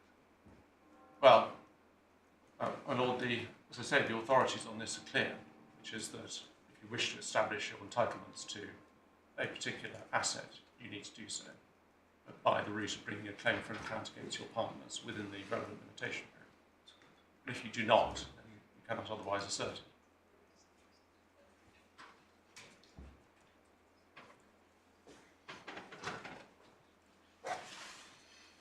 Yeah. I was just going to complete, just for the, to complete the point. The claimants themselves allege that these were partnership assets. They say in exactly that. They allege that these copyrights were owned by JHE. It commissioned. It was the maker. They then go on to conclude with a claim. Their first claim declaration on page 79 is a declaration as to the ownership of the copyright in the claimant's copyright works. And I appreciate that my Lord or Justice Arnold say, well, they may not need that, but on the other hand, unless they can establish ownership, they can't establish infringement, because you need to establish, first of all, you are the owner of the copyrights, and therefore that your consent is needed before you can establish a claim for infringement. It's a necessary part of the cause of action. But just to be clear, Mr. Howe, part of the point you're making is it wouldn't matter if this claim for a declaration wasn't here and all there was a claim for inquiry as to damages. Your point would be just the same. Right, so, and it's in the body of the pleading, as my Lord or Justice Arnold pointed out, it's also in the body of the pleading, because their case they are joint owners. It's a necessary part of the cause of action. If they're not owners, they don't have a claim for infringement. So the learned judge was therefore wrong, first of all, to conclude, in my respectful submission, that this was not a claim in relation to partnership assets. It is a claim in relation to partnership assets. His alternative reasoning was that the claimants claim that they would be entitled to the reversion of the relevant rights at the termination of the 66 recording agreement meant that was inconsistent with or contrary to their claim that the copyrights were a partnership asset. But of course, as I've shown your lordships in paragraph 14 they do also allege that those rights have reverted back to the partner. So the reasoning based on the reversionary rights is also, with respect, erroneous. Those are also alleged to be partnership assets as well. So that's not an answer to the point. But it therefore follows that the claim is, on the face of it, statute barred. It's a claim that should have been brought, was going to be brought against the other partner and within the limitation period. And that's based on, as I say, substantial authority. Now, the remaining question is, does it matter in those circumstances, or can the claimants avoid the consequence of that by bringing a claim not against the persons who claim to be the successors entitled to the other partner, but instead to a person who understands it's the sub-licensee of the people who claim to be the successors entitled to the subsequent partner? And the answer to that, as we've already established, you plead no such case. But there we go. we are the sub-licensee of people who claim to have relevant ownership. They claim to have rights. Yes. And they claim to be the successors of the estate of Jimi Hendrix in that respect. Well, that's not your pleaded case. But I will end up repeating myself. But, yeah. Now, the question is, can a former partner get round this order of limitation by bringing the claim not against the partner, the other partner, former partner, but instead finding someone to whom the other partner has licensed the relevant rights, in this case the sub-licensee, or effectively the subtenant. And the position is, in my submission, my lords, no, they can't. The sole course of action for a disappointed partner who claims to have interests in partnership assets is to bring the claim by way of an account for the very good reasons that have been set out by Lord Justice Peter Gibson in the Marshall and Bullock case. Just suppose that immediately after the dissolution, Mr. Mitchell and Mr. Redding had brought a claim. What claim would they then have brought? A claim for an account of the partnership asset. But not against you. Not against us, against the other partner, to establish the ownership. So, But it wouldn't have been to establish the ownership. The point of an account is to establish the net proceeds. So, as Mr. Lord Justice Peter Gibson makes extremely clear, that involves bringing into the balance sheet the assets and the liabilities of the partnership. And the partner's share is exclusively to the net proceeds after that process of reconciliation is achieved at. And the legal title stays where it always was. What you do is you value it with a view to finding out what the share of the partners is into sale.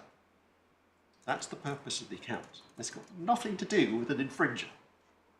Well, my lord, it has a great deal to do with this claim, because this claim includes a claim for a share of partnership asset, and therefore runs fully square into the limitation point. And the authorities are clear. If you wish to bring a claim in relation to partnership asset, not just money, but an asset, you have to bring it in that form and in that way. Yeah. but it could not have been brought against you. I mean, it would have been impossible for these individuals, who we assume to be two of the three legal owners, ever to bring a claim against you, I think, because the only claim they could have brought to you, say, is one for an account, and that could not have been against you. That would have had to have been against Jimi Hendrix's estate. Quite so. This is their pleaded case. And I'm not sure that Jimi Hendrix could ever have brought a claim for infringement either. He'd have had, I mean, no one could have brought a claim for infringement. They would have had difficulties after the Against- dissolution had ended, depending on what had occurred since dissolution. So if you have, suppose it's an ordinary case, you have a partnership that comes to an end, but hasn't been wound up, and then the third party, nothing to do with any of the partners, infringes. Can anybody bring a claim in respect of that? Well, it would depend. The partners could probably agree to bring a claim together. And it'd be impossible for any one or two of them to do it. Well, yes, without ensuring that the other partners consented to it. Because the item is, unlike a typical joint copyright, it's also a partnership asset, as is expressly pleaded to be so in this case. But if this was pleaded purely as a joint copyright matter, then the point would not run. But This is not my pleading. It's the claimant's case that this is a partnership asset. And that is why the point arises.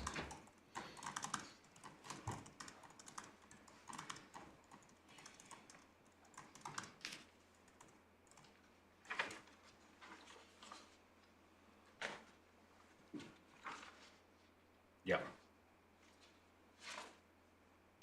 Well, that leaves, finally, the argument based on the trade and cooperation agreement, which I will address separately at the end. But for the reasons we've discussed, you don't need to. Because if you focus, as we discussed earlier in section 180, section 3, the TCA is not relied on in relation to that. If that's right, I agree, I don't need to. That's quite so. If it's not relied on in relation to section 183. Well, it's not. They're clear about that. It's only relied on in relation to the regulation. Yes.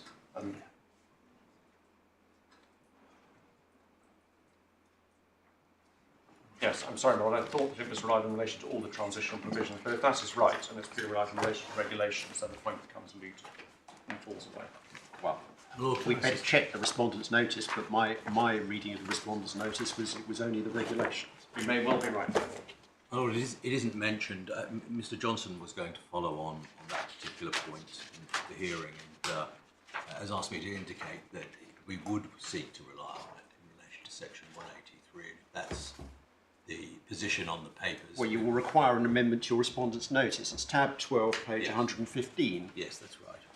Regulation 32, Regulation 27, and also you bring in Regulation 26 of the 2013 regulations are impliedly repealed. Not a word there about section 180 subsection 3, and the same is true of both of your skeleton arguments. Yes, my lord. In my submission, I wanted to address the court anyway as to why section 180.3 is not necessarily the end of the analysis and how the later transitional provisions are relevant in any event. And so it might be prudent for my learned friend to address the TCA in any event, but I would seek to. He doesn't need to unless and until you get permission to amend your respondent's notice.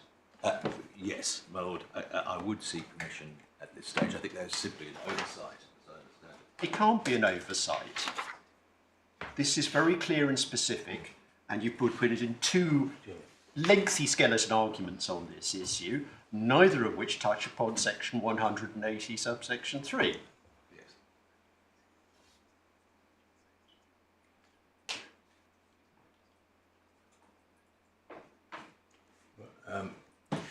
The submission is that the arguments are the same in relation to section 183, and it doesn't materially alter the parameters of the debate that would take place. In those circumstances, there'd be no particular prejudice. My learned friend was presumably ready to deal with it on that basis as well.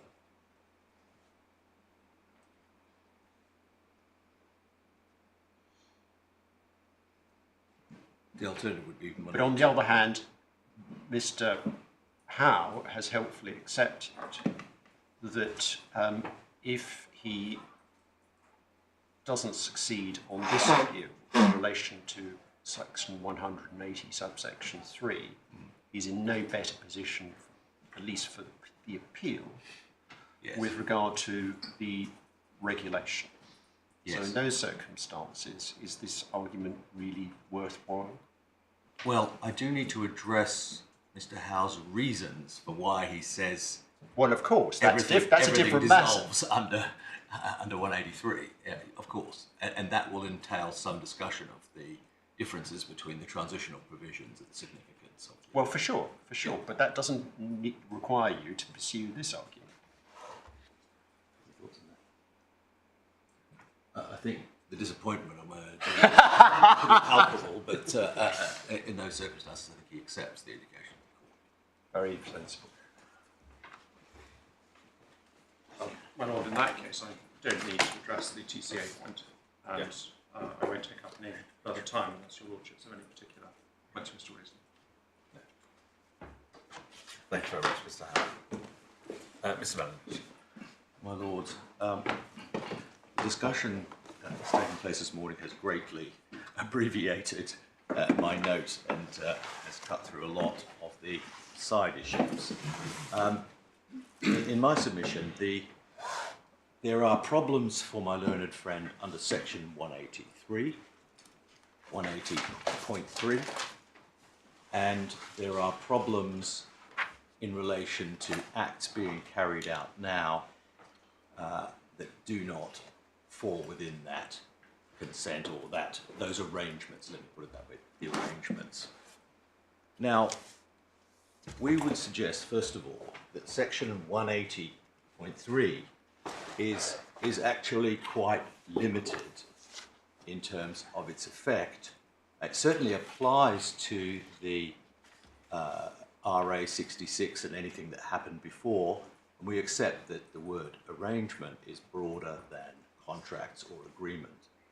But it still has some basic requirements, and those are these. First of all, it only covers acts that are made new infringing acts under the 88 CDPA. So it can't possibly cover any act that was introduced by law under later legislation. Secondly, we say it must be that the arrangement must be one that the defendant can benefit from, the nexus point. It can't be that an infringer could come along and say, well, there's an arrangement, and therefore it can step into the shoes of the person for whose benefit the arrangement was made. Not least because that would actually be very unfair on the poor recording companies or the people who've entered into those arrangements and paid, presumably, the performers for the rights. So it just would not make any sense. And thirdly, there must be, those arrangements have to be extant at the date of the new rights and new acts coming in 88 as well. Because otherwise, one could be dealing with a very time-limited arrangement, as the recording agreement 66 was. It only lasted 5 + 2 years. So at that stage, it had already expired well before the 88 transitional provisions. And so in those circumstances, without those 3 basic points, you're not going to be able to benefit from the arrangements under the transitional provisions, we say. And we say those points are carried through into the later transitional provisions, and it only gets worse for the appellant because, of course, we rely on later acts which are not on any view covered by any arrangement that took place under the RA 66. So if I could just turn to 180.3, which you will find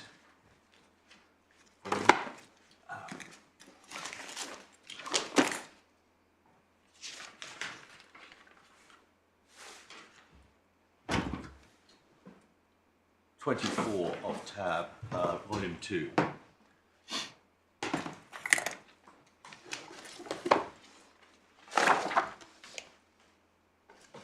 And that, it's page 500, so it's near the back. That's the 8. Sorry, that's I'm sorry, if you want section 180, subsection 3, it's page 467. I'm very grateful, Lord. Yeah, I was just looking at the later one, yeah. The key point about that provision is that relates to the specific rights that then existed and qualification from those rights, the qualification for those rights by virtue of I'm this sorry, particular... Mr. Manager, that can't be right, because, as Mr. Howe pointed out, section 180 begins by telling us in subsection 1 that chapter 2 confers rights on a performer by requiring his consent to the exploitation of his performances. Yes. And cross-reference to section 181 to 184. So looking at the Act as it stands now, the rights conferred by this part in subsection 3 are all the rights conferred by the part, including those that came in 1996 and 2003. These are still, it's not the rights so much as the acts, we would say, that are not covered. What do you mean by that? I'm sorry, my bundle for some reason is missing the relevant page, so it's missing the exact page. Just give me a moment, my lord.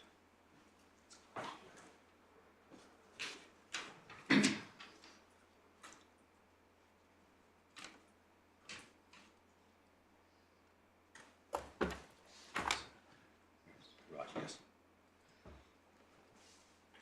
So, like all the transitional provisions, this provision, when it came into force, refers to, it has a retroactive effect.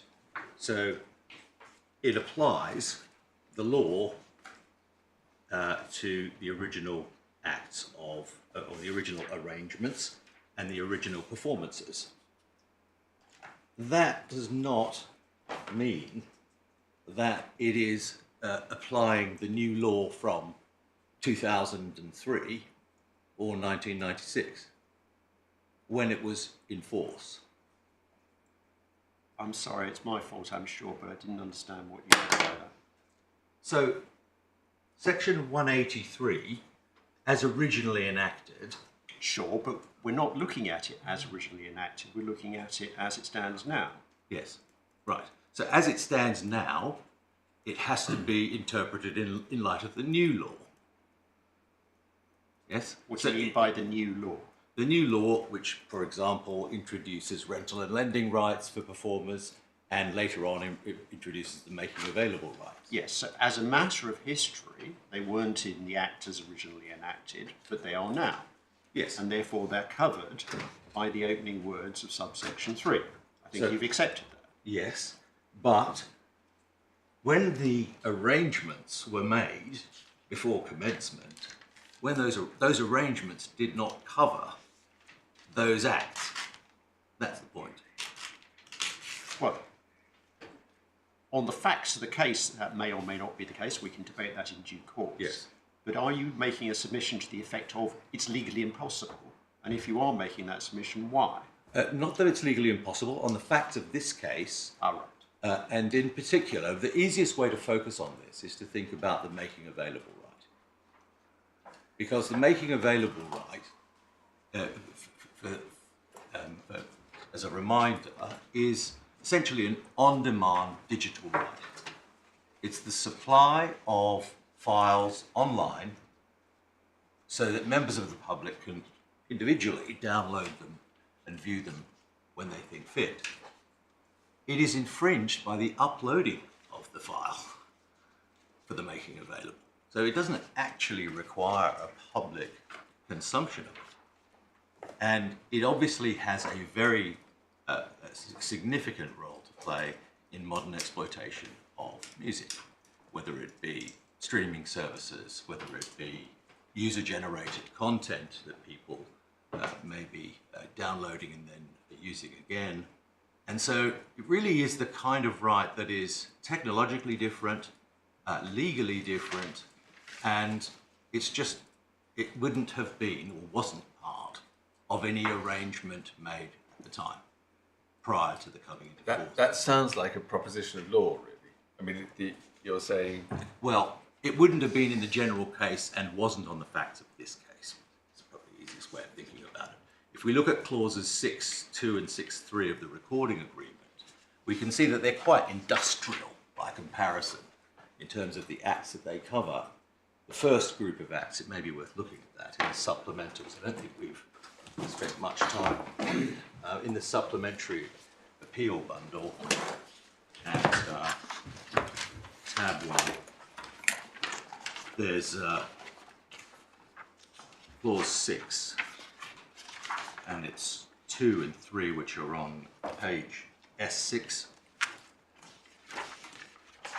So actually the introductory words are: the producers shall have the following rights in respect of any sound recordings. And then the sole and 2 is the sole and exclusive rights to manufacture, sell, lease, assign, license, distribute, or otherwise use or dispose of the said sound recordings, or other reproductions by any method now known or hereafter to be known. Now we say that is essentially dealing with making and selling the sound recordings. Otherwise use or dispose of, simply more of the same. And other method now known is more of the same, or unknown. It still has to be that kind of act. And then 3, the sole and exclusive right to perform publicly or permit the public performance of the said sound recordings, including performances by broadcasting tape, wire, diffusion, television, or by other means now known. That's talking about the public performance right. That is, again, a specific kind of act, and it is even public performance by broadcasting, wire, or other means. It's not at all qualitatively the same as a making available right. So that can't be said to have permitted that act in any way. So just picking that up then, Yeah. going back say to 2, you say not merely that 2 did not in fact provide consent to uploading in the sort of way you're contemplating, but that equally this agreement did not constitute an arrangement in pursuance of which the uploading could happen. Well, yes, we say a number of things. It doesn't constitute an arrangement. The act of uploading was not pursuant to it, and an act pursuant to it. And obviously the other points on nexus, successorship, and currency of the agreement or currency of the arrangement. There's an interesting question about whether arrangement is broader than agreement. It probably is, but it doesn't matter on the facts of this case, because all we've got in this case is RA 66. Learned Friend is quite sort of elusive on this point, because below it was said that the releases, another set of documents, formed the basis of the transitional provisions argument. But when it turned out that the interpretation of those was perhaps factually disputable, then it pivoted to disagreement. And it is still said that somehow there's a wider class of arrangements. They don't want to be too pinned to this particular... Because he's not relying upon the agreement, as he made clear. What he relies upon is the fact, which is undisputed, that Messrs Redding and Mitchell consented to the fixation of their performances and consented to the original commercial exploitation thereof by the issue of vinyl records. And that he is, says that's enough.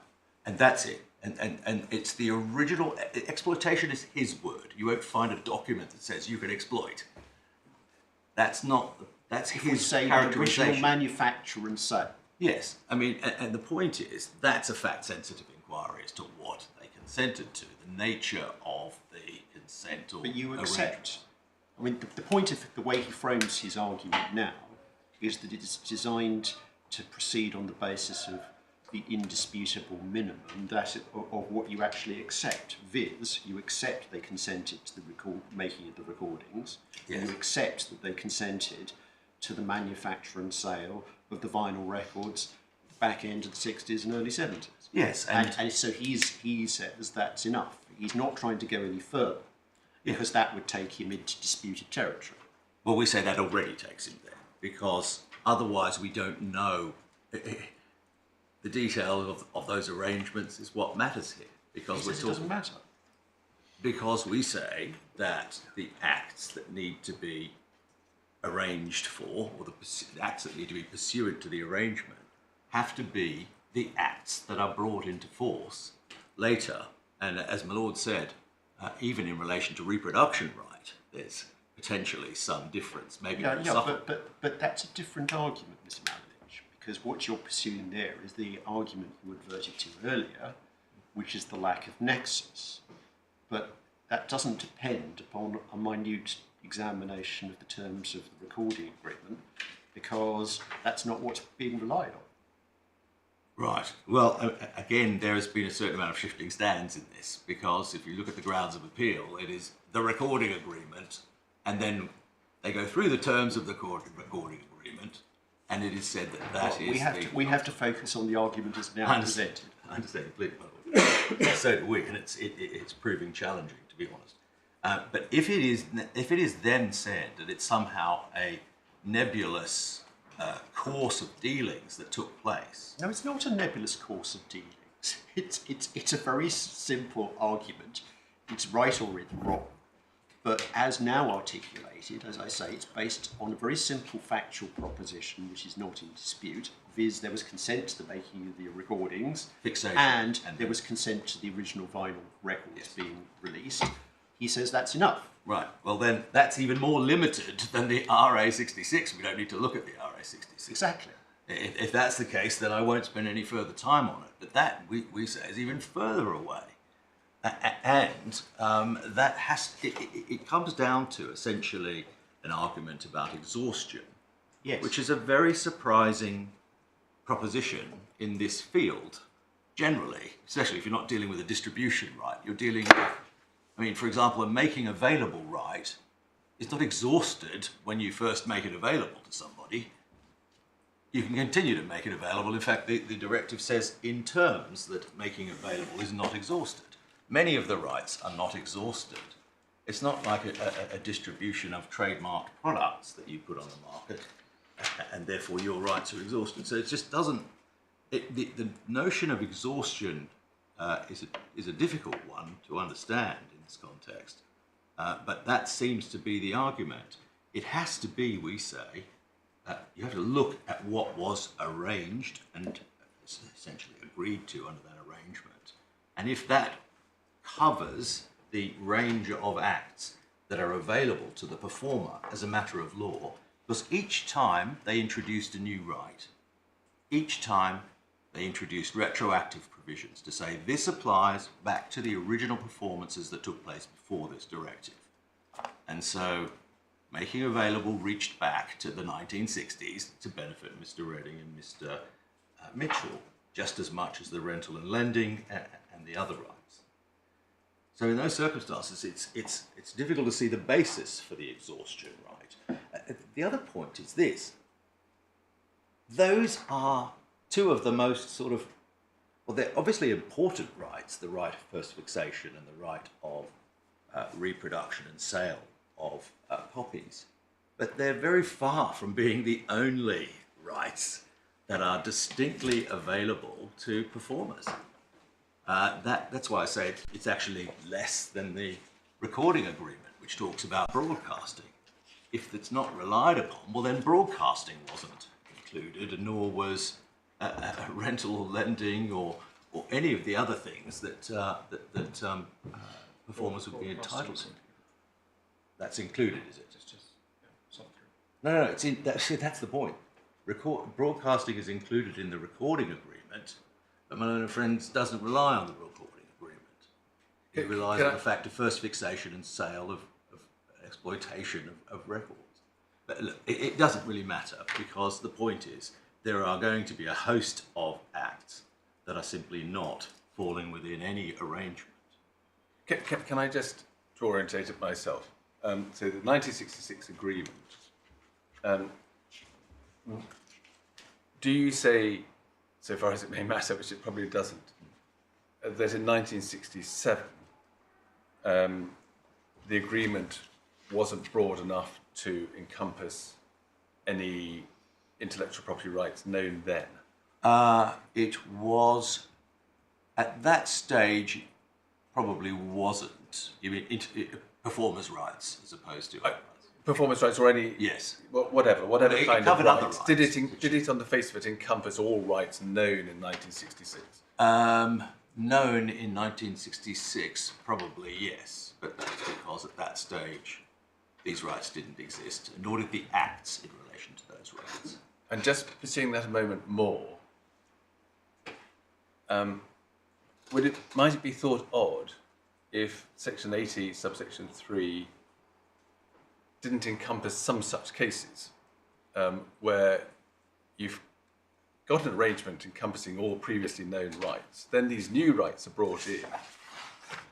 You might have thought, well, Parliament's saying, look, we don't want these new rights to bite, where you've got something that's already good enough under the old law. That's exactly the position we would accept that. So the transitional provisions were there not to rock the boat too much. It didn't want to stop in their tracks basic exploitation as it was then known to be carried out. So typically, if you had the right to first fixation and you had the right to sell records, then you could continue to do that. But it had to be you, and it had to be an extant right. That my submission would go without saying. It had to be a lawful arrangement, and therefore lawful means either contractual or something similar. What it didn't cover was fancy new forms of exploitation. It didn't cover those. So you could continue to do your selling of your vinyl records, and you could continue to reproduce and do probably the lion's share of acts that you'd want to continue doing. However, if your agreement was the same as it was, and the law had moved on and provided for new acts and more potentially more lucrative acts. I think most revenue from music is not done through vinyl anymore, it's done through online exploitation. So you've lost that right. You didn't get the right to do that, and therefore you don't have it. The transitional provisions can't help you. And there's nothing wrong with that, because the transitional provisions, obviously, through the passage of time, become less and less significant. There'll be fewer and fewer people invoking them, and the agreements will be receding into the mists of time. So it isn't this incredible sort of chaos that the music industry will be thrown into. It's just a reality. In my submission, the argument about the music industry being thrown into chaos is just typical of the arguments that performers have faced over decades of being underprivileged when it comes to protection of their rights. That argument is a poor argument, it doesn't apply, and it assumes that somehow they are second-class rights. And that is just not the case anymore. It's redolent of some of the commentary that we've extracted in the Performers' Rights book, but also it's expressly mentioned in the Coppinger book. That is not a correct basis on which to proceed. You have to get consents, you have to get arrangements. Under the new legislation, which makes it clear that there have to be contracts, well, you'd expect the defendant to have a contract and to pull it out of its top drawer and ask its legal department, produce the contract to show that it can do the things that it is being accused of infringing. There's nothing difficult about that. If it doesn't have that contract, then it has to get the consent of the performer. And that's just the way it is. That's how IP rights work. And the fact that there are numerous performers, well, in this case, there aren't numerous performers, there are two, or were two. So I hope that answers that particular question, but we say that there can't be an exhaustion because all of the rights are repeatable rights, or they are new rights each time there's an infringement.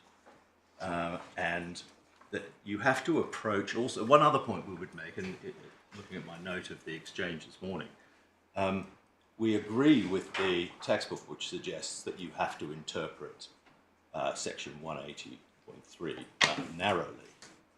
It's a derogation from an intellectual property right. It would lead to a loss of rights. So we've got a retrospective piece of legislation that reaches back, grants Redding and Mitchell performers' rights, and later legislation which gives them making available rights, and that is disapplied. That's a strong thing to do, and it's extinguished effectively on my learned friend's case for everybody. Everybody's entitled to exploit the making available right. Infringers, strangers to the contract, and so on. And this is the extremity of the submission, and it just simply can't be right.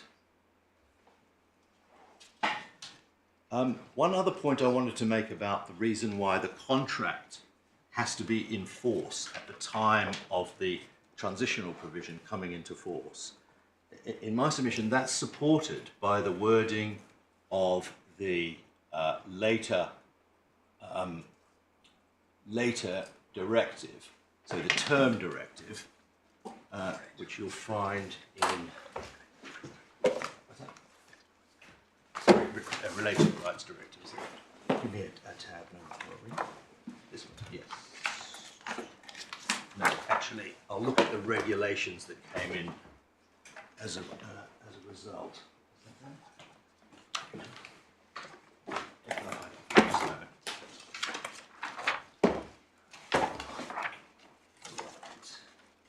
Yes, it's the so it's tab 27 of the volume 2 of the authorities bundle.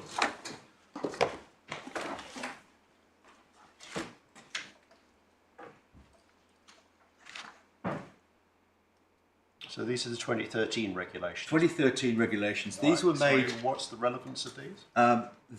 If you look at Regulation 26, this says, subject to the provisions of sections 1819, 1HA, etc., any consent or term or condition of an agreement related to the exploitation of an existing protected performance, which subsists immediately before commencement and is not to expire before the end of the period for which rights. Yeah, but this is all about extension of term from 50 Exactly. years to 70 years. Exactly. And so this was made in the context, they just extended from 50 to 70. So they said, for the avoidance of doubt, make sure that your contract covers that additional period. So it's a pretty reasonable inference that it has to be, a contract has to cover the period when the rights come into force or the infringement happens. Otherwise, it's not relevant. So this is talking about extending the term. If my learned friend was right, and there was essentially So an term is exhaustion- extended, and there's, as a quid pro quo, an automatic extension of existing licenses, to put it simply. Yes. So what they're saying is, if you're going to rely on a contract, it has to be valid during that additional period. They wouldn't say that unless it was required in all cases for your license to be valid at the time of the infringing act. Otherwise, they wouldn't just introduce it just for the additional 20-year period. I'm losing the thread. What's this got to do with section 180 subsection 3? It supports the point that the arrangements for any transitional provision, as the agreements, the contracts, and there's the different words that are used in the directive and have to be in being at the date that they're relied upon by the defendant to defeat the performance rights. Are we entitled to use a statutory instrument made 25 years later in construing the wording of an actual act of Parliament 25 years before? Only because these transitional provisions are extremely elliptical. They say an arrangement or a contract. And we say, it went without saying, in order to invoke those arrangements or agreements, they had to be current, they had to provide the benefit to that party, there had to be successorship or what have you. But if and to the extent there is doubt on that, we rely on this. It may not be. It's significant because here they was, for the first time, had to deal with a term extension. And so they had to say it, otherwise, was there an automatic extension of the contracts, effectively? No, they had to. Yeah, but it isn't. I'm sorry, that's exactly what it is. It is Sorry, an yes. automatic It's an extension. automatic extension of the contract, exactly right. But they were saying that they had to exist at that time. And it was in the same way that it was an automatic extension of the term there was an automatic extension of the contract if it subsisted immediately before. Exactly. Yeah. And so, But what? It's got nothing to do with section 180 subsection 3. well, only as a matter of common sense, which is that you would expect anybody to be able to invoke the transitional provisions to be able to rely on some reasonable justification, not some arrangement made by somebody else for some other acts. And it has to cover the specific acts. If you're repeating myself, specific acts has to be current and it has to be in favour of that particular defendant. There is no doctrine of exhaustion when it comes to this area of the law, at least. And if and to the extent it's suggested that the transitional provisions created a doctrine of exhaustion, that would be an extraordinary submission to make. My lords, I fear, as I say, I don't propose in those circumstances, in light of the discussion, to get into the European doctrine of consent, unless you would be assisted by that. Well, no, because that's not what's being relied on. It's not what's being relied on, and it's now put squarely on this basis. I would merely say that what comes out of that area of the law is a principle that to an act of consent by the trademark owner or copyright holder, the author, in the Soulier case, it's a strong thing because it extinguishes the rights forever and therefore has to be clear and unequivocal, and that makes sense. We would say that that makes sense in the construction of section 183 as well, because you've just introduced these rights. You want to permit existing acts to continue without rocking the boat too much, but you don't emasculate the right entirely.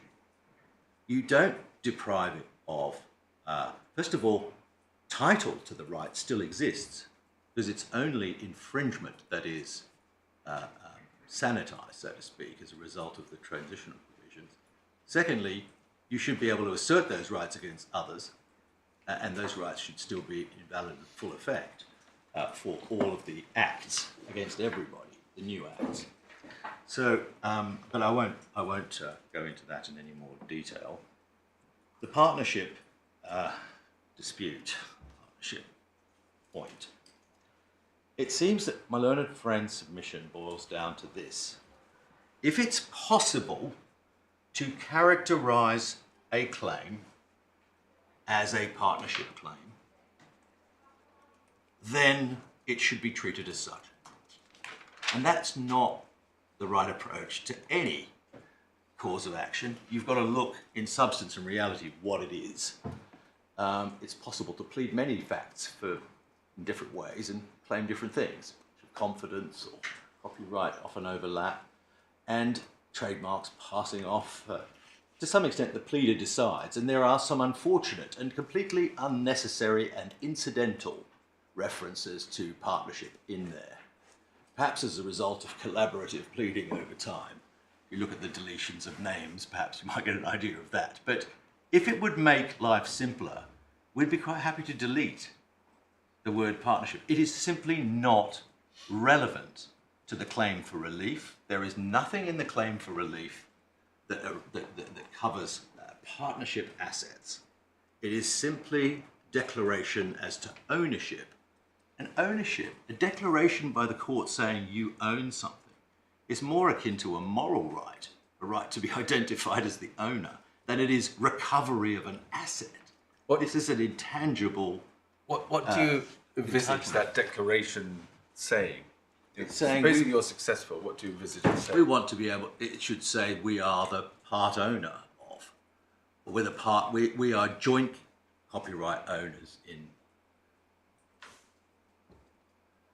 And really that's it. And obviously it sets up the potential infringement claim. The other point is, which is absolutely fundamental, is that my learned friend skips over this issue of whether we have sued the partner, the other partner. And there are a number of problems with that.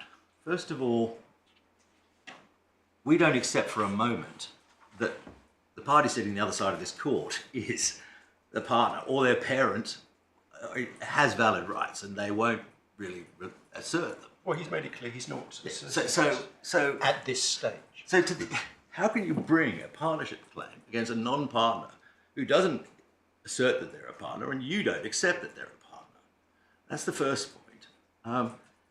And we claim throughout the particulars of claim, I know you've only glanced at it, but it's quite clear that it's a bog standard sound recording breach, infringement of copyright, and infringement of performance rights, and that's really it. It doesn't have anything, I mean, there is, as I say, incidental reference, well, by way of background, to there being a partnership. On reflection, you might wonder, given the way that has been deliberately, we say, misinterpreted, perhaps we should have deleted those. But that is simply not a partnership claim. It doesn't smell like one, doesn't sound like one, it isn't one, and there's nothing in the claim for relief. It might be said that it was recognising the reality of the relationship between the three individuals at the time, but your submission is it's legally irrelevant.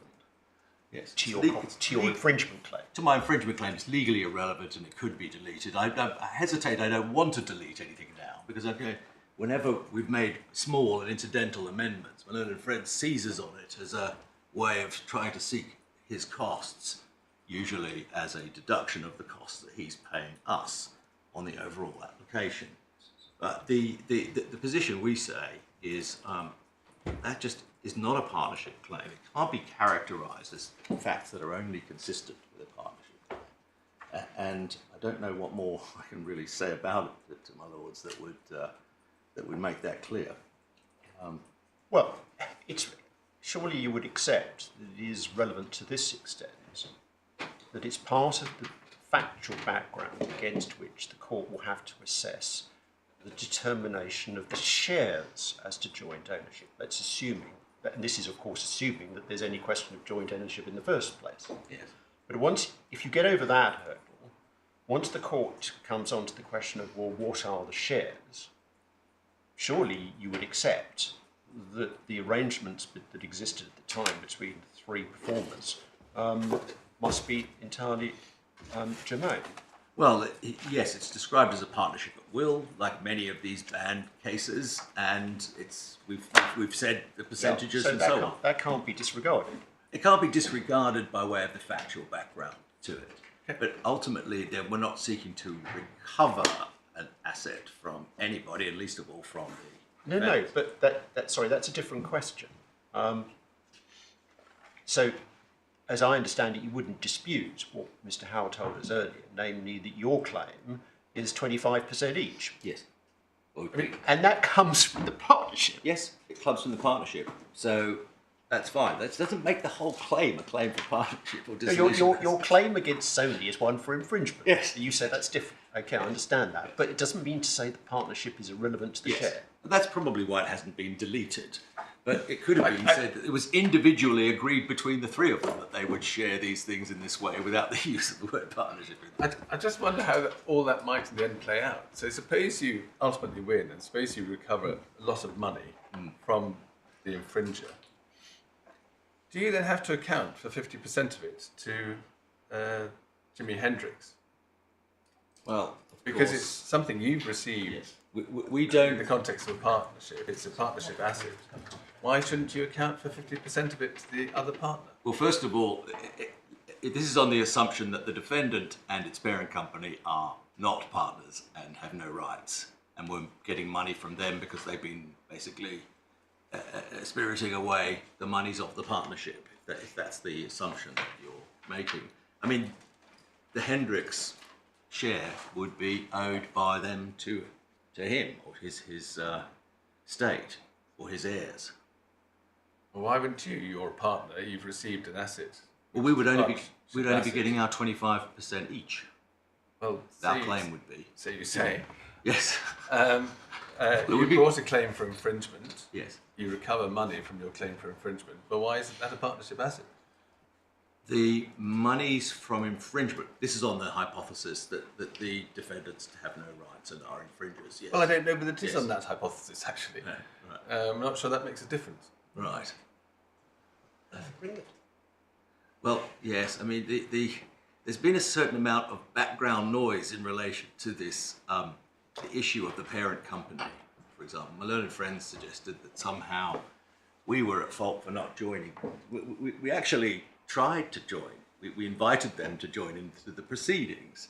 We wrote a letter to them last summer, and they very firmly told us. Who did you try to join? Sorry, it was who did we write to? I'm sorry, not Experience Hendricks. Experience Hendricks, LLC, New York. And the two, authentic and experience. Authentic Or and representative experience. of the same firm, Right, and they're represented by Simpkins. Yeah, well, that's why. So they're represented by the same solicitors as represent Sony here, and they are apparently the licensor to Sony. And the complaint was we hadn't joined them. But it was odd that at the time that complaint was made, it was also said, but we would refuse to consent. They would refuse to consent to join if we tried to join them. So that was an odd point to make. So we wrote to them and asked them if they'd join, and they told us in no uncertain terms, no. Is that right? Yeah. Any reasons We do given? not wish to be joined. They do not wish to be They've got joined. their own claim in Yes. So and any further communications. So the position is they don't want to have to be able to have to be put to proof of the rights, and even though they have taken part in several previous sets of proceedings in this jurisdiction, they don't want to be put to proof of the rights, and they want to be able to say that they don't have to. That's what you heard. That's their prerogative. Yes, it is absolutely. But it's just Equally, it's Sony's prerogative as to whether it makes a claim against its licensor for want of authority yeah. and or indemnity. I wasn't proposing to say very much more, given the time, but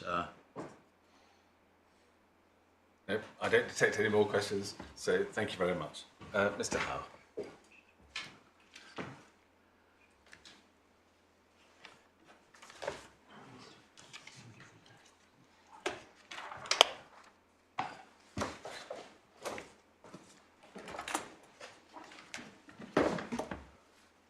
Yes, my lord, this may or may not be convenient to you, so I suggested,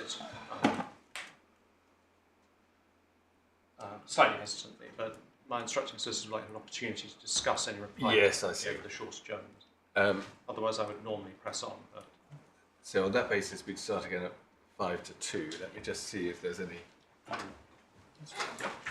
it's not inconvenient. No. In that case, we will rise now, and we'll start again at 5 to 2.